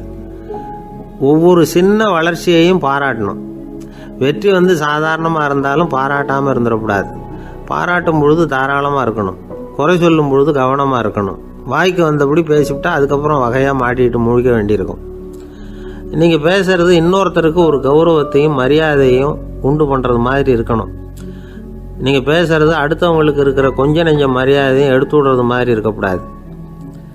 உங்கள் பேச்சை கேட்டால் கேட்குறவங்களுக்கு ஒரு ஊக்கம் வரணும், உற்சாகம் வரணும். தவறு எதுவாக இருந்தாலும் அதை சுலபமாக திருத்திக்கலாம், சரி பண்ணிக்கலாங்கிறது மாதிரி இருக்கணும் உங்கள் பேச்சு. அடுத்தவங்களை சந்தோஷப்படுத்துங்க. உங்கள் யோசனையை கேட்டு நடந்துக்கிறதுனால அந்த சந்தோஷம் அவங்களுக்கு கிடைக்கணும். இந்த தகுதியெல்லாம் உங்ககிட்ட இருந்தால் நீங்கள் ஒரு சிறந்த தலைவராகலாம் அப்படின்னு அந்த புஸ்தகத்தில் போட்டிருக்கு. இந்த காலத்தில் வந்து தலைவர் ஆகிறதுக்கு வேறு சில தகுதிகள்லாம் கூட தேவைப்படுது. ஒரு புள்ள வந்து தன்னுடைய அப்பா கிட்ட, அப்பா உன்ன மாதிரியே நானும் அரசியலில் சேரணும், தலைவர் ஆகணும்னு ஆசைப்படுறேன். இன்னையிலேருந்து எனக்கு அரசியல் பாடம் கற்றுக் கொடு அப்படின்னு கேட்டிருக்கான். அவரும் சரின்னு சொல்லிவிட்டு ஒரு பெரிய ஏணியை எடுத்துகிட்டு வந்தாராம். ஒரு செவுத்தில் சாத்தினார். இந்த ஏணியில் ஏறி உயர போய் அங்கே பரன் மேலே இருக்கிற ஒரு புத்தகத்தை எடுத்துகிட்டு வாடான் இருக்கார். மகனை பார்த்து, அப்பா ஏணி ரொம்ப உயரமாக இருக்குது, நீ ஜாக்கிரதையாக இதை பிடிச்சிக்கோ, நான் ஏறி போகிறேன் அப்படின்னு நான் பையன். பயப்படாத, நான் பார்த்துக்கிறேன்னார் அப்பா. பையன் ஏணியில் ஏறினா உச்சிக்கு போனதும் அப்பா கையை எடுத்துட்டார். ஏணி அப்படியே சரிஞ்சுட்டுது. பையன் பொத்துன்னு கீழே விழுந்துட்டான். இடுப்பு பிடிச்சிக்கிட்டே எழுந்திரிச்சான். என்னப்பா இது, இப்படி என்னை ஏற விட்டுட்டு கையை விட்டுட்டியே, இப்படி கை விடலாமா அப்படின்னு கத்தியிருக்கான். அப்பா நிதானமாக சொன்னாராம், அவசரப்படாதேப்பா, அரசியலில் இதுதான் முதல் பாடம், பெத்த அப்பனாக இருந்தாலும் அவனை நம்பாதே அப்படின்னு உபதேசம் பண்ண ஆரம்பிச்சாராம்.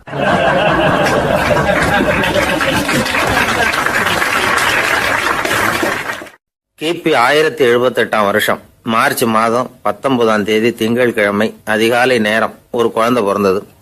எங்க தெரியுமா? காஸ்பியன் கடலுக்கு தெற்கே பாரசீக மொழி வழங்கிய தபரிஸ்தான் மாநிலத்துல ஜீலான்கிற புனித நகர், அதோட புறநகர் பகுதியில உள்ள நீப்புங்கிற ஊர்ல தான் அந்த குழந்தை பிறந்தது. அந்த இடம் இப்போ ரஷ்யாவில் இருக்கு. அந்த குழந்தை யாருன்னு நினைக்கிறீங்க?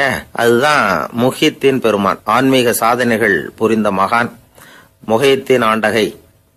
தன்னுடைய 18வது வயசுல உயர்கல்விக்காக ஜீலான் நகரத்தை விட்டு பகுதாத் நகரத்துக்கு புறப்பட்டு போறார். இளம் பிராயம் தானே, அதனால துணைக்கு ஒரு வர்த்தக கூட்டத்தோட சேர்ந்து போயிட்டு இருக்கிறார். ரொம்ப தூரம் போகணும்.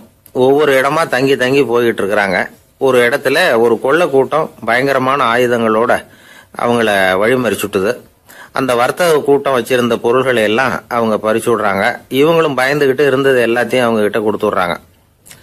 முஹித்தீன் ஆண்டகை மட்டும் இதையெல்லாம் பார்த்துக்கிட்டு தனியா ஒதுங்கி நிக்கிறார். ஒரு 18 வயசு பையன் மட்டும் இப்படி தனியா அநாத சிறுவன் மாதிரி நின்றுட்டு இருக்கிறத அந்த கொள்ளை கூட்டத்தில் இருந்த ஒருத்தன் பாக்குறான். கிட்ட நெருங்கி வர்றான். அலட்சியமாவும் கிண்டலாவும் உங்ககிட்ட ஏதாவது இருக்குதா அப்படின்னு கேக்குறான். இவங்கிட்ட என்ன இருக்க போகுது அப்படிங்கிற நம்பிக்கையில அவன் அப்படி கேக்குறான். உடனே இவரு, ஓ இருக்குதே, என்கிட்ட 40 தீனார் இருக்கு அப்படிங்கிறார். இப்படி சொல்லியும் அந்த கொள்ளைக்காரனுக்கு நம்பிக்கை வரல. என்னடா விளையாடாத, பொய் சொல்லாத, உண்மையை சொல்லு அப்படிங்கிறான் அவன். உண்மையைத்தான் சொல்றேன், என்கிட்ட 40 தீனார் இருக்கு அப்படிங்கிறார் இவர். எங்க வச்சிருக்கிற அப்படின்னு கேக்குறான். சட்டையின் விழாப்புறத்துல உள்ள பகுதியில அதை வச்சு தச்சிருக்கிறாங்க அப்படின்னு உண்மையை சொல்றார். உடனே கொள்ளை கூட்ட தலைவன் அதை கத்தியால கீறிப்பார் அப்படின்னு உத்தரவு போடுறான். அந்த சட்டையை கிழிக்கிறாங்க. உள்ள இருந்து 40 பொற்காசுகளும் பொல பொலன்னு கீழே கொட்டுச்சு. அதை பார்த்த உடனே அந்த கொள்ளை கூட்ட தலைவன் மலைச்சு போய் நின்னுட்டான். காசை பார்த்துட்டு அவன் மலைச்சு போகல, பொய் பேசாத அந்த பையனோட நேர்மையை பார்த்துட்டு அவன் அப்படி நின்னான். மெதுவா அந்த பையன் கிட்ட வந்தான். ஏன்பா, நீ என்ன பணக்கார குடும்பமா அப்படின்னு கேட்டான். அப்படிலாம் இல்ல, எனக்கு அப்பா இல்ல, அம்மா மட்டும்தான் உண்டு.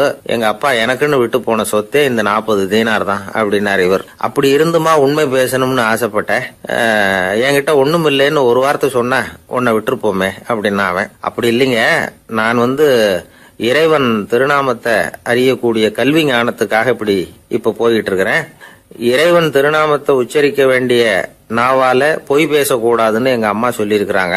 அதனால நான் எப்பவுமே பொய் சொல்ல மாட்டேன் அப்படின்னு என்னுடைய தாய்க்கு வாக்கு கொடுத்திருக்கிறேன் அப்படின்னார் அவர். முஹித்தீன் பெருமான் வார்த்தைகளை கேட்ட அந்த கொள்ளையர்கள் மனம் திருந்தி நல்லவங்களா ஆயிடுறாங்க. அந்த கொள்ளையர் தலைவன் பிற்காலத்துல ஒரு பெரிய மகான் ஆயிடுறார். பெரியவர்கள் வாழ்க்கையில நடக்கிற இது மாதிரி சம்பவங்கள் தான் நாம நல்ல விதமா வாழறதுக்கு துணையா இருக்கும். அந்த காலத்துல கொள்ளையர்களே பெரியவங்க செயலை பார்த்து மனம் திருந்தி இருக்கிறாங்க. இந்த காலத்துல யாரு இப்படி இருக்கிறா? இந்த காலத்துல மகான் ஒருத்தரை பார்த்தேன், எனக்கு வேண்டியப்பட்ட மகான். ஏங்க நீங்களும் மகான் ஆகிறதுக்கு முன்னாடி கொள்ளை அடிச்சுட்டு இருந்தீங்களா அப்படின்னு கேட்டேன். அவர் மெதுவா கண்ணை திறந்து என்ன நிமிர்ந்து பார்த்தார். அப்படி இல்லப்பா, நான் கொள்ளை அடிக்கிறதுக்காகத்தான் மகானாவே ஆகி இருக்கிறேன் அப்படின்னு சொல்லிவிட்டு மறுபடியும் கண்ணை மூடிட்டார்.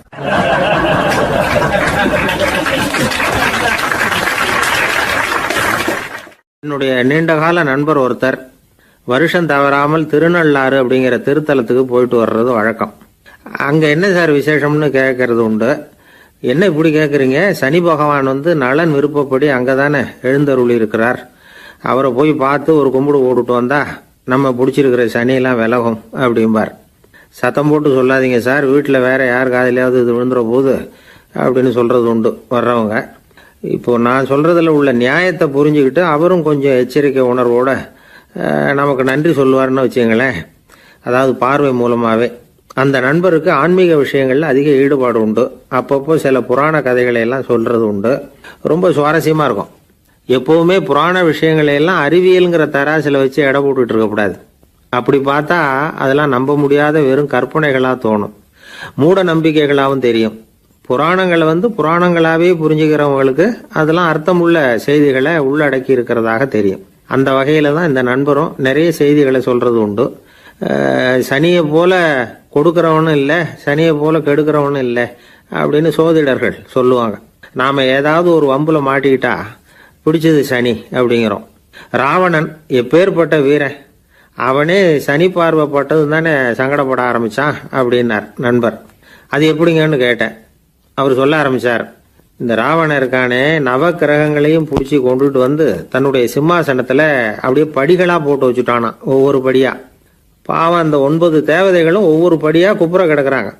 நவக்கிரகம் நம்மளை ஆட்டி படைக்குதுன்னு நாம சொல்லிட்டு இருக்கிறோம். ஆனா அந்த நவக்கிரகங்களை ராவணன் எப்படி வச்சிருந்தான் பாருங்க. எல்லாரையும் சிம்மாசனத்துக்கு பக்கத்துல படிப்படியா போட்டு வச்சிருக்கிறான். காலை அது மேல வச்சுதான் ஏறி போகணும். வேற வழி இல்லாம எல்லாரும் குப்புற விழுந்து கிடக்குறாங்க. ராவணன் ஒவ்வொரு தடவையும் இவங்க முதுகுல அடி வச்சு ஏறி தான் அந்த சிம்மாசனத்துக்கு போறது வழக்கம். இப்படி நடந்துகிட்டு இருக்கிறது நாரதர் கண்ணுல போட்டுட்டு தான். அவர் சும்மா இருப்பாரா? யோசனை பண்ணார் என்ன செய்யலாம் அப்படின்னு. ஒரு முடிவு பண்ணிட்டு நேரா ராவணன் கிட்ட போனாராம். ராவணா, நீ நவக்கிரகங்களை பிடிச்சு கொண்டாந்து உன்னுடைய சிம்மாசனத்துக்கு படிகளா போட்டு வச்சிருக்கிற, அது உன்னுடைய வீரத்தை காட்டுது. இருந்தாலும் ஒரு விஷயத்த நீ யோசிச்சு பார்க்கணும். ஒவ்வொரு தடவை நீ சிம்மாசனத்துக்கு போகும்பொழுதும் நவக்கிரகங்களின் முதுகல் அடி வச்சு நீ ஏறி போற, அது உனக்கு பெருமை கிடையாது. அவங்களுடைய மார்புல அடி வச்சு ஏறி போகணும், அதுதான் உனக்கு பெருமை அப்படின்னாராம். இவர் சொல்றதும் சரிதானே அப்படின்னு யோசிச்சிருக்கான் ராவணன். உடனே குப்புற கிடந்த நவக்கிரகங்களை திருப்பி மல்லாக்க போட்டான். அவங்க மார்புல அடி வச்சு மேலே ஏறி சிம்மாசனத்துக்கு போனானா. அப்படி போயிட்டு இருக்கும் பொழுது சனி பகவானின் பார்வை அவன் மேல பட்டுதான். அவ்வளவுதான். என்னாச்சு தெரியுமா? சூர்பனகை தேடி வந்தா. சீதையோட அழகை பத்தி தன்னுடைய அண்ணங்கிட்ட சொல்ல ஆரம்பிச்சுட்டா. விவகாரம் ஆரம்பமாயிட்டது. அதுதான் சனியனுடைய வேலை அப்படின்னு சொல்லி இந்த கதையை சொல்லி முடிச்சார் என்னுடைய நண்பர். ஆக சனியின் பார்வை நம்ம பேல படாம பாத்துக்கிறது தான் நல்லதுங்கிறீங்க அப்படின்னு. ஆமா சார், இப்ப கூட நான் உங்க வீட்டுக்கு வந்திருக்கிறதே ஒருத்தருடைய பார்வை என் மேல படக்கூடாதுங்கிறதுக்காகத்தான் அப்படின்னார். யாருங்க அதுன்னு என்னுடைய மாமனார் சார். அவசரத்துக்கு அவர்கிட்ட கொஞ்சம் கடன் வாங்கிவிட்டேன். நம்ம மாப்பிள்ளை தானேன்னு சொல்லி அவரு விட்டு கொடுக்கறதுக்கு தயாரா இல்லை. இன்னைக்கு இப்ப அவர் எங்க வீட்டுக்கு வரக்கூடிய நேரம், அதுதான் அவர் பார்வையிலிருந்து படாம தப்பிக்கலாங்கிறதுக்காக இங்க வந்துட்டேன் அப்படின்னார். பார்வை படணும்னு இருந்தா பட்டுத்தான் தீரும் போல இருக்கு அப்படின்னா. என்ன சார் சொல்றீங்கன்னார் ஒன்னும் புரியாம. நீங்க இங்கதான் வருவீங்கன்னு அவருக்கு ஏற்கனவே தெரியும் போல இருக்கு. அதனால உங்களுக்கு முன்னாடியே உங்க மாமனார் இங்க வந்துட்டார். அதுவும் அந்த பீரோவுக்கு பக்கத்துல தான் பின்னாடி மறைஞ்சு நின்றுட்டு இருக்கிறார் அப்படின்னு.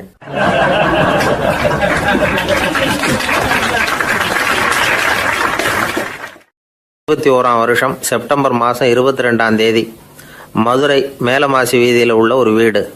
அங்க அன்னைக்கு நடந்த ஒரு அற்புத நிகழ்ச்சி பின்னாடி உலக மக்களை எல்லாம் ஆச்சரியப்பட வச்சுது. இந்திய வரலாற்றிலேயே அது ஒரு முக்கியமான நிகழ்ச்சி. உலக மக்கள் கவனமெல்லாம் காந்திஜியின் பக்கம் திரும்புறதுக்கு காரணமா இருந்த நிகழ்ச்சி அது. கதர் துணி பிரச்சாரத்துக்காக காந்திஜி மதுரைக்கு வந்திருந்தார். சென்னை துணி வணிகர் சங்கத்தின் துணைத் தலைவர் ஒருத்தர் இருந்தார், ராம்ஜி கல்யாண் சேட்ஜி. அவருடைய வீடு மதுரை மேலமாசி வீதியில் இருந்தது. அந்த வீட்டில் தான் காந்திஜி தங்கியிருந்தார். அப்போது வயலுக்கு போகிற உழவர்கள்லாம் சின்ன சின்ன துண்டை இடுப்பில் கட்டிக்கிட்டு கலப்பையை தூக்கிக்கிட்டு தெருவில் நடந்து போகிறத கவனிச்சார். ஏற்கனவே சேலத்துக்கு தெற்க பல பகுதிகளில் ஆண்களும் பெண்களும் அரைகுறை ஆடைகளோடு உழைச்சிக்கிட்டு இருக்கிறத கண்ணால் கண்டிருக்கிறார் அவர். இந்தியரின் சராசரி உடை இவ்வளவு தான் அப்படிங்கிறத புரிஞ்சுக்கிட்டார். மனசை இன்னும் பண்ணியிருக்குது. ராத்திரி பூரா அதை பற்றியே யோசனை. 22/9/21 வியாழக்கிழமை காலையில் காந்திஜி எழுந்திருக்கிறார். அவர் கூட தங்கியிருந்தவங்களையெல்லாம் பார்த்து சொன்னார், இன்னையிலிருந்து அறையில் முழு அகலத்துண்டு தான் கட்டுவேன். குளிர் அதிகமாக உள்ள காலங்களில் மட்டும் போர்வை ஒன்றும் உபயோகப்படுத்துவேன். மற்றபடி மேலங்கியோ குல்லாவோ எதுவும் போட்டுக்க மாட்டேன். தற்காலிகமாக இந்த ஏற்பாட்டை 1 மாதத்துக்கு ஏற்றுக்குவேன். அதுக்கு பிறகு உசிதம் போல எண்ணி பார்த்து முடிவு பண்ணுவேன் அப்படின்னார்.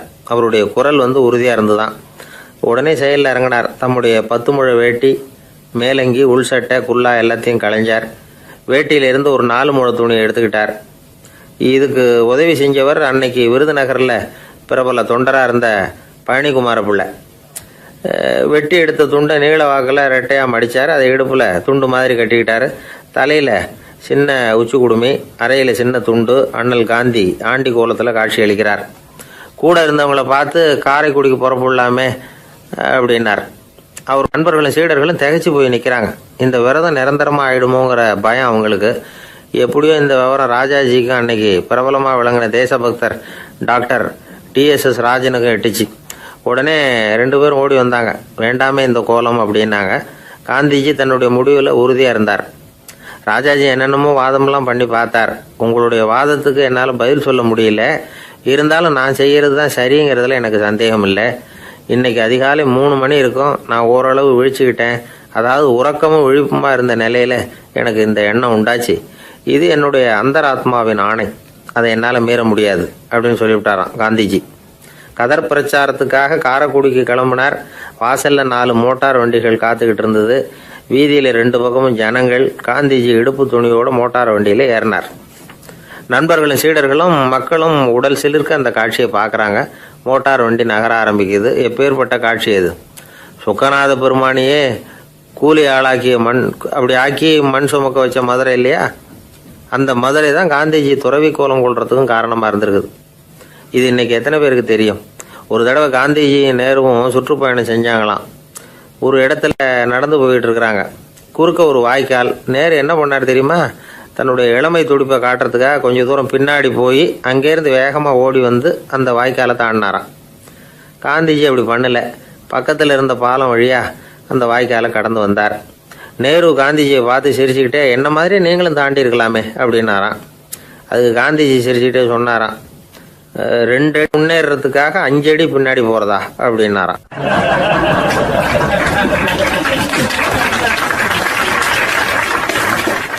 ஒரு பள்ளிக்கூடம். அதில் வசதியான வீட்டுக்குள்ள ஒருத்தன் படிச்சுக்கிட்டு இருந்தான். இன்னொரு ஏழை பையனும் அங்கே படிச்சுக்கிட்டு இருக்கிறான். இவங்க 2 பேரும் ஒரே தெருவில் தான் இருக்கிறாங்க. பணக்கார வீட்டு பையன் பங்களாவில் இருந்தான். அவனுக்கு வேலை செய்யறதுக்காக சில வேலை ஆட்கள் உண்டு. அதனால் அவன் நல்லா சாப்பிடுவான், தூங்குவான். ஏதோ வரணுமேங்கிறதுக்காக பள்ளிக்கூடத்துக்கு வருவான், போவான், அவ்வளவுதான். இந்த ஏழை பையன் இருக்கானே, அவன் அப்படி இல்லை. காலையில் எழுந்திருப்பான், உடற்பயிற்சி பண்ணுவான். அவங்க வீட்டில் கிடைக்கிற சாதாரண உணவு அதை அளவோடு சாப்பிடுவான். வீட்டில் உள்ள வேலைகளையும் செய்வான். பள்ளிக்கும் தவறாமல் வந்துடுவான். அவனுக்கு கூட பிறந்த சகோதர சகோதரிகள் 8 பேர். எல்லாரும் தன்னம்பிக்கையோடு அவங்க வேலையை செஞ்சுக்கிட்டு இருந்தாங்க. இந்த பையன் எப்பவும் உண்மையை தான் பேசுவான், கடமையை ஒழுங்காக செய்வான். ஆசிரியர்களுக்கு இவனை ரொம்ப பிடிக்கும். அதனால் இவனை அந்த பள்ளிக்கூடத்து மாணவர் தலைவனை ஆக்கியிருந்தாங்க. இது அந்த பெரிய இடத்து பையனுக்கு பிடிக்கல. மாணவர் தலைவனுக்கு பணிஞ்சு போகிறதுக்கும் அவனுக்கு விருப்பம் இல்லை. ஒரு நாள் வகுப்பில் ஆசிரியர் எல்லா மாணவர்களுக்கும் ஒரு வேலை கொடுத்தார். எல்லாரும் அதை சுறுசுறுப்பாக செஞ்சுக்கிட்டு இருக்கிறாங்க. இவன் மட்டும் சோம்பலாக உட்காந்துருக்கிறான். ஆசிரியர் அந்த பக்கமாக வந்தார். இதை பார்த்துட்டார். உடனே மாணவர் தலைவனாக இருக்கிற அந்த ஏழை பையனை கூப்பிட்டார்.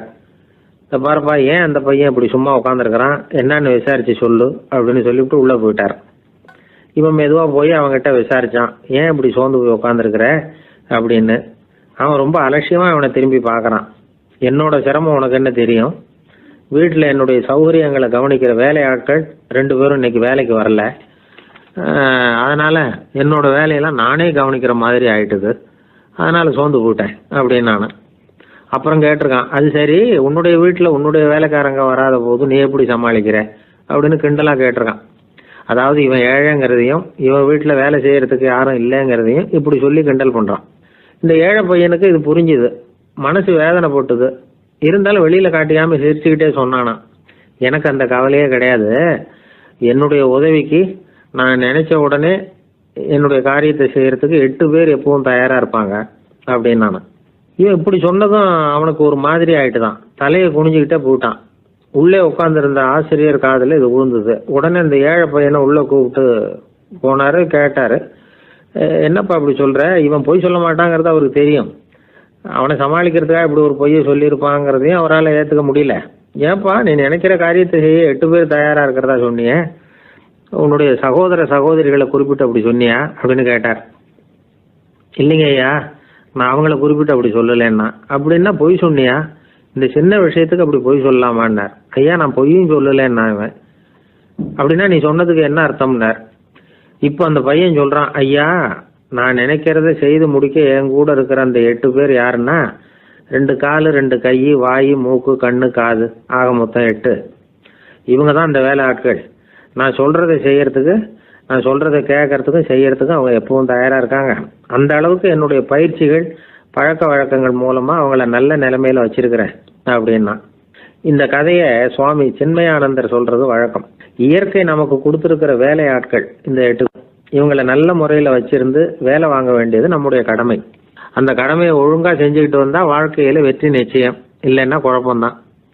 புத்தி சரியா இல்லைன்னா இந்த வேலையாட்கள் நாம் சொல்கிறத கேட்க மாட்டாங்க. ஒருத்தன் குடி போதையில் தள்ளாடி தள்ளாடி போய் ஒரு மரத்தில் முட்டிக்கிட்டானான். தலையில் கட்டு போட்டுக்கிட்டு மறுநாள் வந்திருக்கான். ஏன்டா இப்படி பண்ணுறேன்னு கேட்டிருக்காங்க. நான் ஒதுங்கி போன்னு தான் சொன்னேன், அது கேட்கல அப்படின்றான். எது கேட்கல? உன்னோட காலா அப்படின்னு கேட்டிருக்காங்க. இல்லைங்க, அந்த மரம் அப்படின்னு நானா.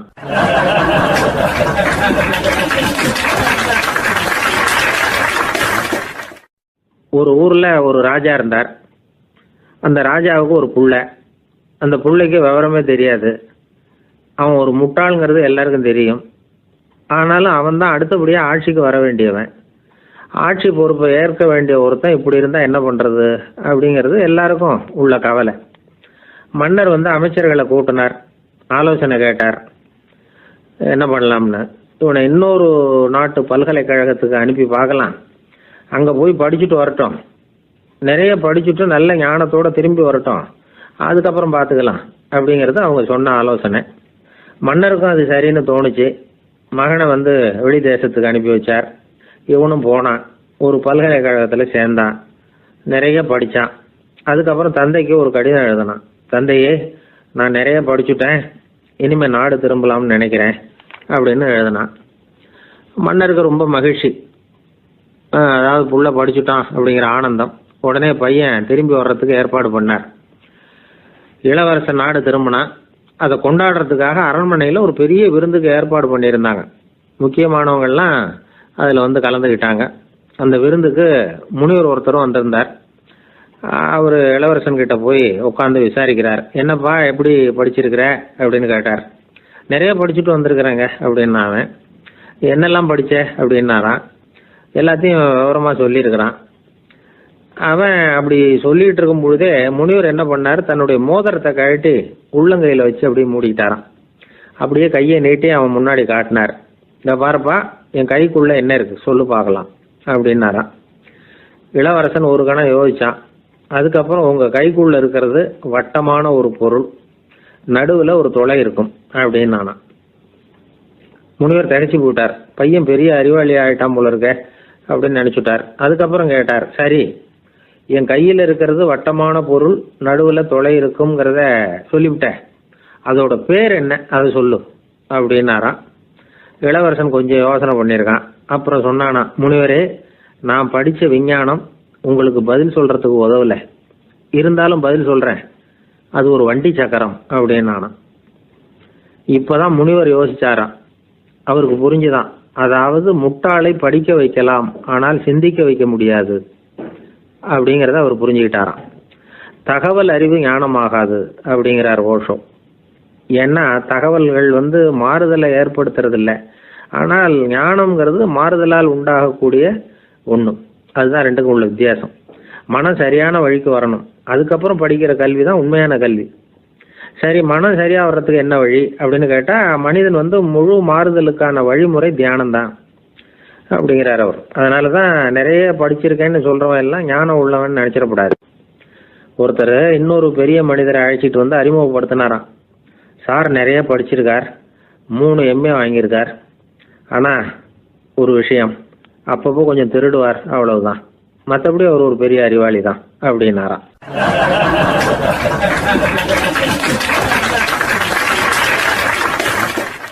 ஒருத்தர் குதிரை ரேஸுக்கு போனார், பணம் கட்டினார், தோத்து போயிட்டார். மறுபடியும் போனார், பணம் கட்டினார், தோத்து போனார்.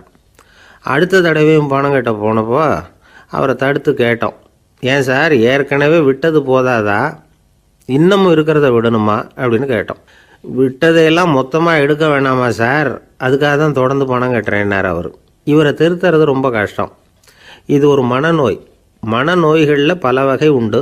மனநோய்கள் பிரிவு அட்டவணையில் சூதாட்டம்ங்கிறது அவதியுறும் நோய் அப்படிங்கிற தலைப்பில் வருது. சூதாட்டம் 2 வகைப்படும்னு சொல்கிறாங்க உளவியல் நிபுணர்கள்.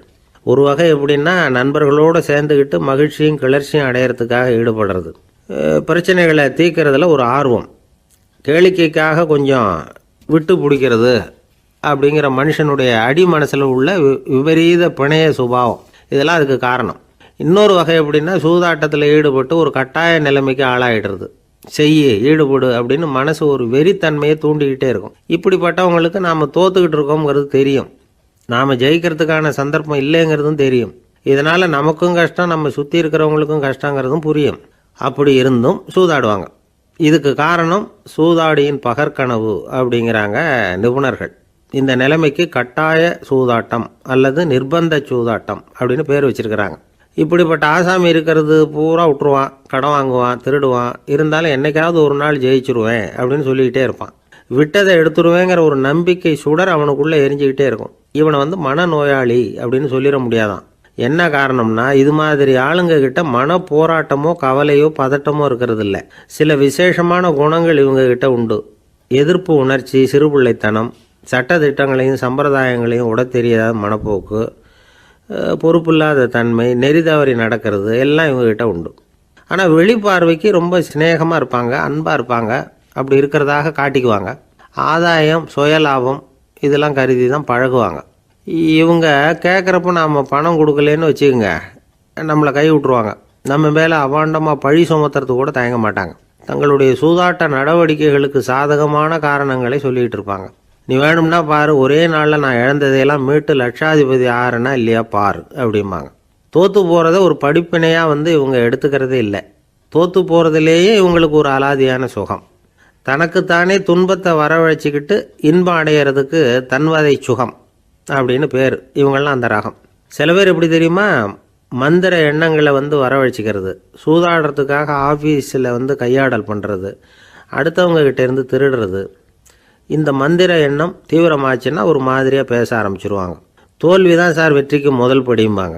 தன்னால் பகடக்காய்களையும் குதிரை ஓட்டிகளையும், அதாவது இந்த ஜாக்கிகள், அதெல்லாம் கட்டுப்படுத்த முடியுங்கிற பித்து நிலைக்கு இவங்கெல்லாம் தள்ளப்பட்டுருவாங்க. சில சூதாடிகளை ஆராய்ச்சி பார்த்ததில் என்ன தெரிய வந்தது தெரியுமா, அவங்கெல்லாம் குழந்தை பருவத்தில் அன்புக்காக ஏங்கினவங்களாம், புறக்கணிக்கப்பட்டவங்களாம், உதவிகளை பெற முடியாதவங்க, இப்படிலாம் இருந்திருக்கிறாங்க. இவங்க வளர வளர மற்றவங்க சௌகரியம் பற்றி அக்கறை இல்லாதவங்களாக ஆயிடுறாங்க. அதிர்ஷ்ட தேவதை தன்னோடு இருக்கிறாங்க அப்படிங்கிற அசையாத நம்பிக்கை இவங்களுக்கு. இவங்களை திருத்துறது ரொம்ப கஷ்டம். அதனால் பந்தயம், சூதாட்டம் இது மாதிரியான விஷயங்களை விட்டு விலகியே இருக்கிறது தான் நமக்கு நல்லது. ஒரு ஆள் சொன்னான், என்னுடைய குதிரை வேகமாக ஓடுறதுக்கு என்ன வழி அப்படின்னு கால்நடை மருத்துவர்கிட்ட யோசனை கேட்டேன். அவர் ஒரு பாட்டில் நிறைய மாத்திரைகளை கொடுத்து தினம் 2 மாத்திரை வேதமாக கொடுக்க சொன்னார். நாள் 2 மாத்திரையை கொடுத்துட்டு அது மேலே ஏறி உட்கார்றதுக்கு போனேன். அவ்வளவுதான். அதுக்குள்ளே அது அம்பு மாதிரி பாஞ்சு ஓடி போச்சு. நான் இன்னும் உட்காரவே இல்லை, அதுக்குள்ளே பாஞ்சு ஓடி போச்சு அப்படின்னா. அடடா, அப்புறம் நீங்கள் என்ன பண்ணீங்க அப்படின்னு கேட்டாங்க.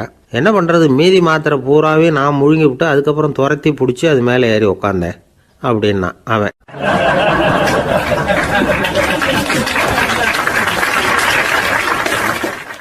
ஒரு ஊரில் ஒரு மன்னர் இருந்தார். அந்த ஊரில் அடிக்கடி சேவல் சண்டை நடக்கிறது வழக்கம். அரண்மனையில் ஒரு ஆள் இருந்தான். மன்னருக்காக அவன் ஒரு சேவல் வாங்கிட்டு வந்தான். சண்டை போடுறதுக்காக அந்த சேவலை தயார் பண்ணிகிட்டு இருந்தான். கொஞ்ச நாள் ஆச்சு. மன்னர் அந்த ஆளை கூப்பிட்டார். என்னப்பா, சேவல் தயாராகிட்டுதா அப்படின்னு கேட்டார்.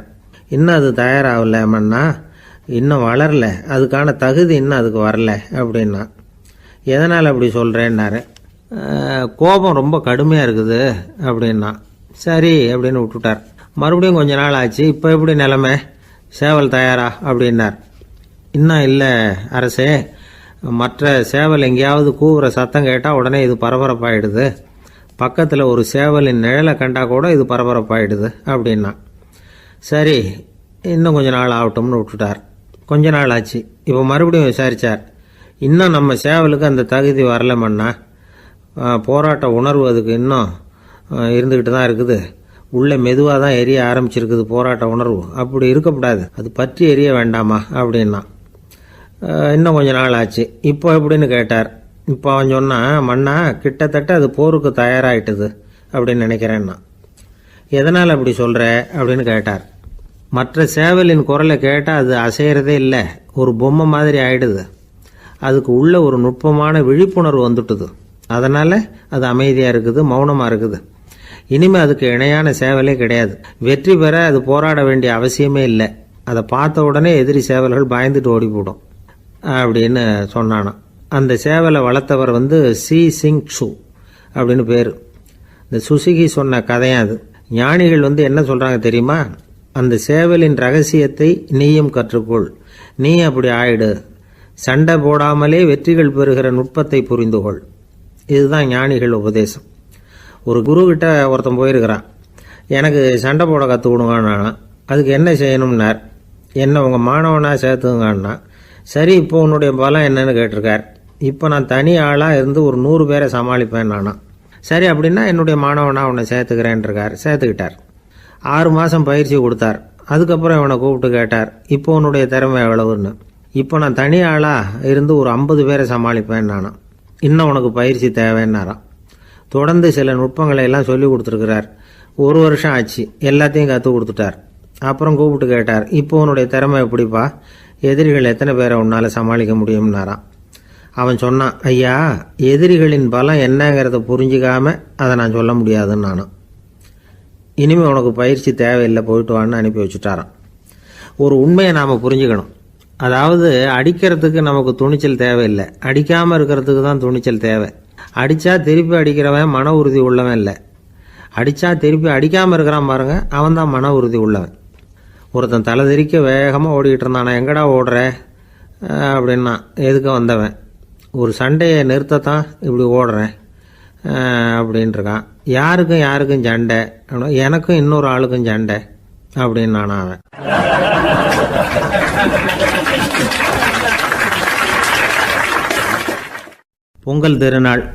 பொங்கல் திருநாள்னா இது ஏதோ அறுவடை திருநாள் அப்படின்னு சொல்லுவோம்.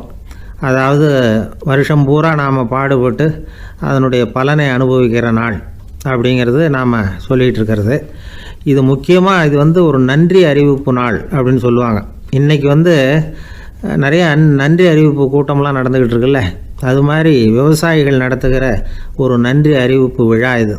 யாருக்கு நன்றி சொல்கிறாங்கன்னா, ஆதவனுக்கு. அதாவது சூரியன் இல்லைன்னா விவசாயம் இல்லை. அதனால் ஆதவனுக்கு நன்றி செலுத்துகிற நாளாக இந்த பொங்கல் திருநாளை நாம் கொண்டாடுறோம். அதாவது இந்த பொங்கலில் விவசாயிகள்கிட்டேருந்து நிறைய பண்புகளை நாம் தெரிஞ்சுக்க வேண்டிய நாள் இது. விவசாயிகள் அவங்க விவசாயம் முன்னேறி இருக்கிற அளவுக்கு விவசாயிகளுடைய வாழ்க்கை தரம் முன்னேறலை. அந்த அளவுக்கு அவர்கள் நாட்டுக்காக உழைச்சிக்கிட்டு இருக்கிறாங்க. அந்த காலத்திலே அதை பற்றி ஒரு கதை சொல்கிறது உண்டு. ஒரு வயசான ஆள் நிலத்தில் ஏறு உழுதுகிட்டு இருந்தாராம். கிழிஞ்சு போன ஒரு சின்ன துண்டை தான் இடுப்பில் கட்டியிருந்தாராம். தலையில் ஒரு கந்தலை சுற்றி இருந்தார். உடம்பு பூரா சேரு, ரொம்ப ஏழை. ஏறு ஓட்டிகிட்டு இருக்கிறவர் வேறு எப்படி இருப்பார்? இருந்தாலும் அந்த ஆள் ரொம்ப ஜாலியாக பாட்டு பாடிக்கிட்டே ஏறு உழுதுகிட்டு இருந்தாராம். உடம்புல தான் அவர் ஏழையை தவிர மனசில் ஒரு ஏழையாக தெரியல. அந்த சமயத்தில் அந்த நாட்டு ராஜா அந்த பக்கமாக குதிரை மேலே வந்தாராம். வேட்டைக்கு போயிட்டு பரிவாரங்களோடு திரும்பி வந்துக்கிட்டு இருக்கிறார். ரொம்ப செல்வ செழிப்பில் இருக்கிற ராஜா அவர் இந்த வயசான விவசாயியை பார்த்துருக்கார். இந்த ஆள் ரொம்பவும் ஏழைங்கிறது அவர் பார்த்தாவே பளிச்சுன்னு தெரியுது. கட்டிக்கிறதுக்கு நல்ல துணி இல்லை, உடம்போ இழைச்சி போயிருக்குது, வயிறு முதுகில் போய் ஒட்டிக்கிட்டு இருக்கு, கண்ணு குழி விழுந்து போயிருக்குது. ஆனாலும் முகத்தை பார்த்தா சந்தோஷமாக இருக்கிற மாதிரி இருக்குது. இவ்வளோ உற்சாகமாக பாடிக்கிட்டு இருக்கிறாரே அப்படின்னு ஆச்சரியமாக நினச்சி பார்த்தார் அந்த ராஜா. சரி, அவர்கிட்ட கொஞ்சம் பேச்சு கொடுத்து பார்க்கலாம் அப்படின்னு முடிவு பண்ணார். ஐயா பெரியவரே, இப்படி கொஞ்சம் வர முடியுமான்னாராம். பொழுது போகிறதுக்குள்ளே நான் இந்த வயல் பூரா உழவு ஓட்டி ஆகணும், அதனால் பேசுகிறதுக்கு நேரம் இல்லை அப்படின்னாராம் அந்த பெரியவர். என்ன அவ்வளவு அவசரமாக, மீதி இருந்தால் நாளைக்கு உழுதக்கூடாதா? அது சரி, உனக்கு எத்தனை ஏக்கர் நிலம் இருக்குது அப்படின்னு விசாரிச்சிருக்கார் ராஜா. எனக்குன்னு சொந்தமாக உள்ளங்கை அளவு கூட நிலம் கிடையாது, இது எங்கள் முதலாளியோட நிலம். இதை பூராவும் உழுது முடித்தாதான் அவர் கூலி கொடுப்பார். நான் கூலிக்கு உழுதுகிட்டு இருக்கிறேன், உங்ககிட்ட பேசிக்கிட்டு இருந்தால் அவருக்கு துரோகம் பண்ணது மாதிரி ஆகிடும் அப்படின்னாராம். ராஜா குதிரையை விட்டு கீழே இறங்கினார். வரப்பில் நடந்து அந்த பெரியவர்கிட்டே போனாராம். சரி, ஒரு நாள் பூரா உழுதா உனக்கு எவ்வளவு கூலின்னு கேட்டிருக்கார். 8 அணா கூலி கிடைக்கும்னாராம் அவர். இது ரொம்ப காலத்துக்கு முன்னாடி நடந்த ஒரு சம்பவங்கிறதுனால அப்போ 8 அணா கூலிங்கிறது ரொம்ப பெருசு. இருந்தாலும் அதுவும் அந்த ராஜாவுக்கு பெரிய கூலியாக தெரியல. இவ்வளவு தானா, இதை வச்சுக்கிட்டு நீ எப்படி காலம் தள்ளுற அப்படின்னாராம். ஒன்றும் கவலை இல்லை அப்படின்னாராம் அவர். ராஜாவுக்கு ரொம்ப ஆச்சரியமாக போச்சு. 8 அணா கூலி வாங்குகிற இந்த ஆள் கவலை இல்லாமல் இருக்கிறார், ஏராளமான வசதியோடு இருக்கிறன்னா கவலை இல்லாமல் வாழ முடியலையே அப்படின்னு நினச்சி பார்த்துருக்கார். அது சரி, 8 அணாவில் எப்படி குடும்பம் நடத்துகிற அப்படின்னு கேட்டாராம். எனக்கு கிடைக்கிற 8 அணாவில் 2 அணா குடும்பத்துக்கு செலவழிக்கிறேன், 2 அணா பழைய கடனுக்கு கொடுக்குறேன், 2 அணா தர்மம் செய்கிறேன், 2 அணா வட்டிக்கு கொடுக்குறேன், ஒரு குறையும் இல்லைன்னாராம். ராஜாவுக்கு ஒன்றும் புரியல. எனக்கு ஒன்றும் புரியலேன்னு இருக்கார். ஐயா, எனக்கும் என் மனைவிக்கும் 2 அணா செலவாகுது. வயசான அம்மா அப்பா இருக்கிறாங்க, சின்ன வயசில் என்னை காப்பாற்றினவங்க அவங்க. அந்த கடனுக்கு 2 அணா செலவாகுது, அது பழைய கடன். என் தங்கச்சி ஒருத்தி ஆதரவு இல்லாத நிலைமையில் தன்னுடைய மகனோட என் வீட்டில் இருக்கிறா. அவளுக்கும் அவள் மகனுக்கும் 2 அணா செலவு பண்ணுறேன், அது தர்மம். எனக்கு 2 பிள்ளைங்க இருக்கிறாங்க, அவங்களுக்கு 2 அணா செலவு பண்ணுறேன், அது வட்டிக்கு கொடுக்கறது மாதிரி. பிற்காலத்தில் அவங்க எங்களை காப்பாற்றுவாங்க. அந்த வகையில் நான் திருப்தியோடு வாழ்ந்துக்கிட்டு இருக்கிறேன் அப்படின்னாராம். ராஜாவுக்கு அர்த்தம் புரிய ஆரம்பிச்சுதான். அந்த பெரிய நிலத்தை விலை கொடுத்து வாங்கி அந்த பெரியவருக்கே தானமாக கொடுத்துட்டாராம். இப்போ உழுதவருக்கே நிலம் சொந்தமாகிட்டுது. அன்னையிலேருந்து அரசனுக்கும் ஆறுதல் கிடைச்சிதான். இப்படி ஒரு கதை சொல்லுவாங்க. 8 அணா வருமானத்தை வச்சுக்கிட்டு எப்படி காலத்தை தள்ளுறதுன்னு சொல்கிறதுக்காக இந்த கதையை சொல்கிறதாக யாரும் தப்பாக நினச்சிக்கக்கூடாது. கிடைக்கிறத எப்படி பங்கு போடுறார், எப்படி திருப்தியாக வாழறார் அப்படிங்கிறது தான் முக்கியம். அது மாதிரி இன்றைக்கு இந்த பொங்கல் திருநாளில் உழவர்கள் மனசு மகிழ்ச்சியாக இருந்ததுன்னா அது எல்லாரும் மகிழ்ச்சியாக இருக்கிறது மாதிரி அர்த்தம். அதனால் அவர்கள்ட்டேருந்து நாம் பாடம் கற்றுக்கணும். சில உழவர்கள் தங்கள் நிலத்தில் விளையிறத தாங்கள் சாப்பிட மாட்டாங்க, அடுத்தவங்கள்ட்ட விற்றுட்டு சந்தையில் போய் வேறு அரிசி வாங்கிட்டு தான் இவங்க சாப்பிடுவாங்க. அப்படிப்பட்ட விவசாயிகள்லாம் இது உண்டு. பங்கிடுகிற பண்பை உழவர்கள்ட்டேருந்து கற்றுக்கொள்ளுங்கள் அப்படிம்பாங்க. ஒரு ஆள் நிம்மதியாக மகிழ்ச்சியாக இருந்தானா, உங்கள் நிம்மதிக்கும் மகிழ்ச்சிக்கும் என்ன காரணம்னு கேட்டிருக்கார் இன்னொருத்தர். என்கிட்ட இருந்தது பூராவையும் என் பிள்ளைங்களுக்கு சமமாக பங்கு போட்டு கொடுத்துட்டேன், எனக்குன்னு எதுவுமே வச்சுக்கல, அதுதான் நிம்மதிக்கு காரணம்ன்றிருக்கான். உங்ககிட்ட இருந்தது எவ்வளவு இருந்தது அப்படின்னு கேட்டிருக்காரு அவர். மொத்தமாக ஒரு 50,000 ரூபா இருக்கும் அப்படின்னு இருக்கான். அவ்வளவும் பணமாகவே இருந்ததா அப்படின்னு கேட்டிருக்காங்க இவங்க. இல்லைங்க, அவ்வளவும் கடன், அதை தான் பிரித்து கொடுத்துருக்கேன் பிள்ளைங்க கிட்ட அப்படின்னு நானும். அவன்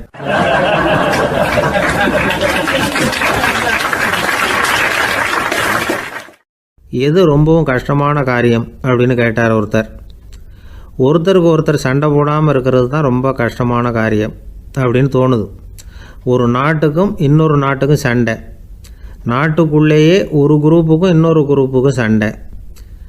ஏன் சண்டை போட்டுக்கிறீங்கன்னு கேட்டு பாருங்கள். நாங்கள் சமாதானத்துக்காக தான் சண்டை போட்டுக்கிறோம் அப்படிம்பாங்க. வாழறதுக்காக பிறந்த மனுஷன் லட்சியத்துக்காக உயிரை விட தயார் அப்படின்னு சொல்லிகிட்டு இருப்பான். அப்படி உயிரை விடுறவங்கள நாமளும் பாராட்டுவோம்.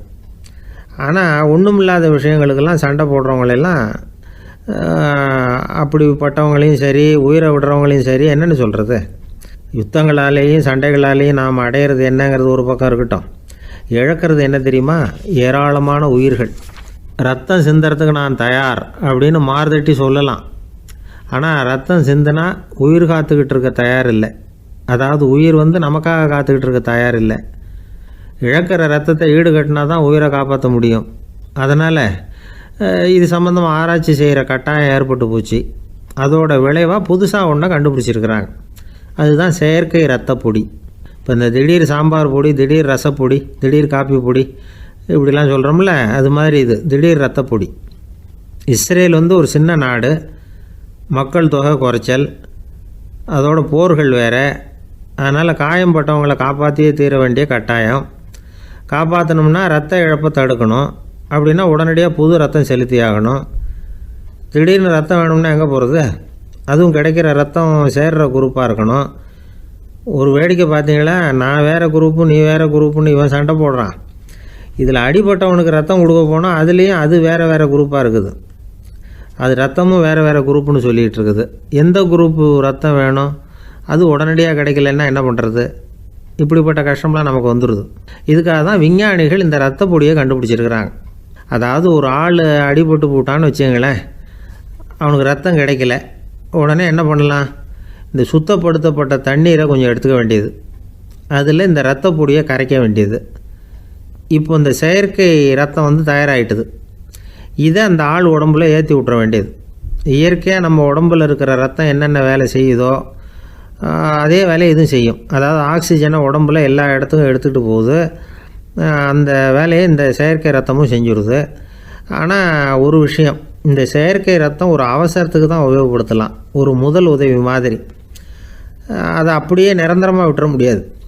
பின்னாடி வந்து தேவையான குரூப்பு உண்மையான ரத்தம் கிடைச்ச உடனே அதை செலுத்திக்கணும். உண்மையான ரத்தத்தை 20லேருந்து 40 நாள் வரைக்கும் தான் பாதுகாக்க முடியும். அதுவும் குளிர்பதன பெட்டியில். அதுக்குள்ளே உபயோகப்படுத்தலைன்னா அது வீணாக போயிடும். இந்த ரத்த பொடி அப்படி இல்லை, எவ்வளோ நாள் வேணும்னாலும் அப்படியே வச்சுருக்கலாம். குளிர்பதன பெட்டியும் தேவையில்லை. ஆனால் ஒன்று, இது தண்ணியில் கலந்து செயற்கை ரத்தமாக ஆக்கிவிட்டா அதோட வலு 72 மணி நேரம் தான். அதாவது 3 நாள். அதுக்குள்ளே அந்த ஆசாமியை எங்கேயாவது ஆஸ்பத்திரிக்கு தூக்கிட்டு போய் உண்மையான ரத்தத்தை கொடுத்துடணும். சண்டையில் அடிபடுறவங்க, சாலை விபத்தில் அடிபடுறவங்க, இவங்களுக்கெல்லாம் அவசரத்துக்கு கை கொடுத்து உதவுறது இந்த செயற்கை ரத்த பொடி. அதுக்கப்புறம் நாம் கொடுக்குற ரத்தம் தான் அவங்கள காப்பாற்றணும். இன்றைக்கி வந்து ரத்தத்தை தானமாக கொடுக்க தயாராக இருக்கிற நல்ல உள்ளங்கள் ஏராளம். எவ்வளவு ஆக்சிடெண்ட்டு, ஆப்ரேஷன், இதில் சம்மந்தப்பட்டவங்களை வந்து காப்பாற்றுறது நாம் தானமாக கொடுக்குற ரத்தம் தானே. ஒரு ஆக்சிடெண்ட்டு, ஒரு ஸ்கூட்டர் ஒரு ஆள் மேலே மோதி விட்டுது. பார்த்து வரக்கூடாதா அப்படின்னா அந்த ஆள், நீ தான் பார்த்து நடக்கணும், ஏன்னா 20 வருஷமாக நான் அந்த ஸ்கூட்டரை ஓட்டிக்கிட்டு இருக்கிறேன் அப்படின்னானா இவன். இதுக்கு அவன் சொன்னானா, நீ தான் பார்த்து ஓட்டணும், ஏன்னா 40 வருஷமாக நான் இப்படி நடந்துக்கிட்டு இருக்கிறேன் அப்படின்னானா.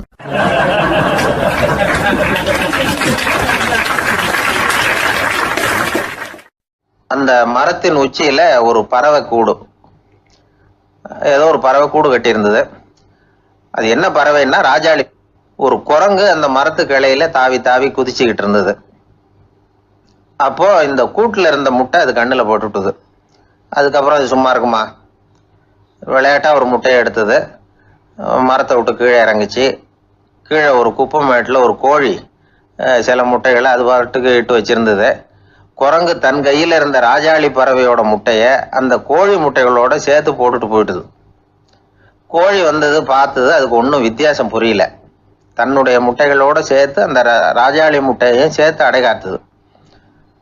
கொஞ்ச நாளில் குஞ்சுகள்லாம் பொரிச்சுது, எல்லாம் முட்டை விட்டு வெளியில் வந்தது. ராஜாளி பறவையோட குஞ்சு அந்த கோழி குஞ்சுகளோடவே சேர்ந்து வளர்ந்தது. மற்ற கோழி குஞ்சுகள் போலவே இதுவும் குப்பையை கிளறிச்சு புழு பூச்சிகளை சாப்பிட்டுது. காக்கைகள் தாக்கிறதுக்கு வந்ததுன்னா மற்ற கோழி குஞ்சுகள் மாதிரியே இதுவும் பயந்து போய் தாய் கோழியின் சிறகுகளுக்கு உள்ளே வந்து ஒளிஞ்சிக்கும். இப்படியே கொஞ்ச காலம் போச்சு.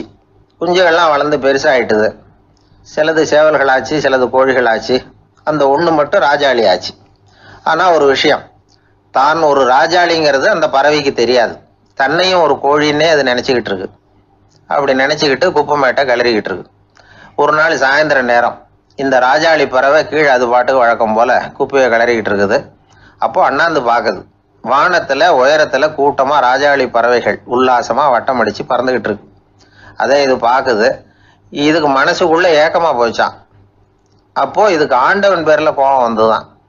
ஆண்டவனுக்கு என் பேரில் ஏன் இந்த ஓர வஞ்சனை, என்னையும் ஒரு ராஜாளியாக படைச்சிருந்தா நானும் கூட இந்நேரம் ஆகாயத்தில் உல்லாசமாக பறந்துக்கிட்டு இருப்பேனே அப்படின்னு நினச்சி வருத்தப்பட்டு தான். இது வேடிக்கையாக இருக்குல்ல. ஒரு வகையில் பார்த்தா நாம் கூட இந்த ராஜாளி பறவை மாதிரி தான் வாழ்ந்துக்கிட்டு இருக்கோம் அப்படிங்கிறார் ஒரு உளவியல் நிபுணர்.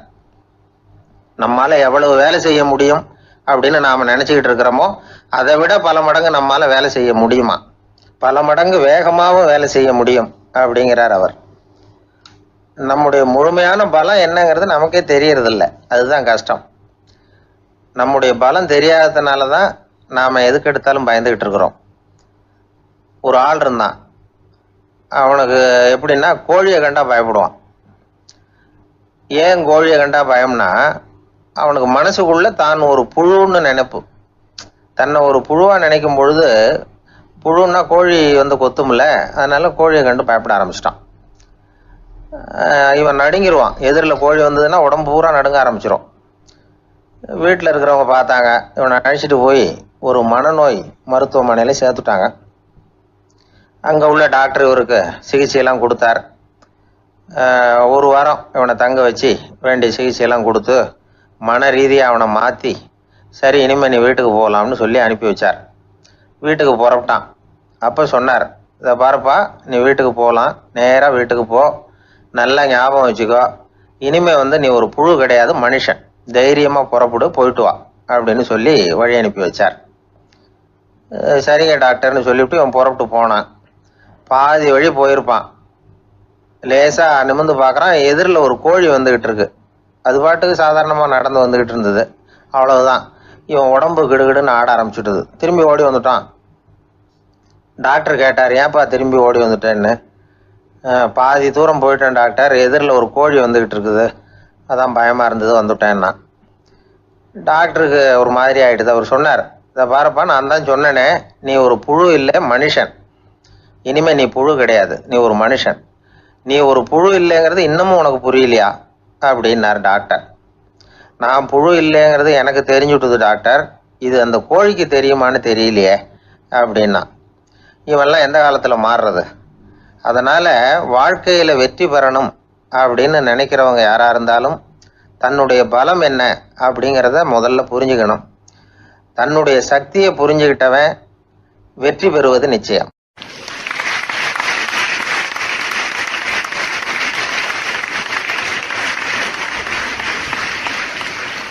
ஒருத்தர் அவசரமாக போய்கிட்டு இருந்தார். எங்கே போய்கிட்டு இருக்கீங்க அப்படின்னு கேட்டார் ஒரு பெரியவர்.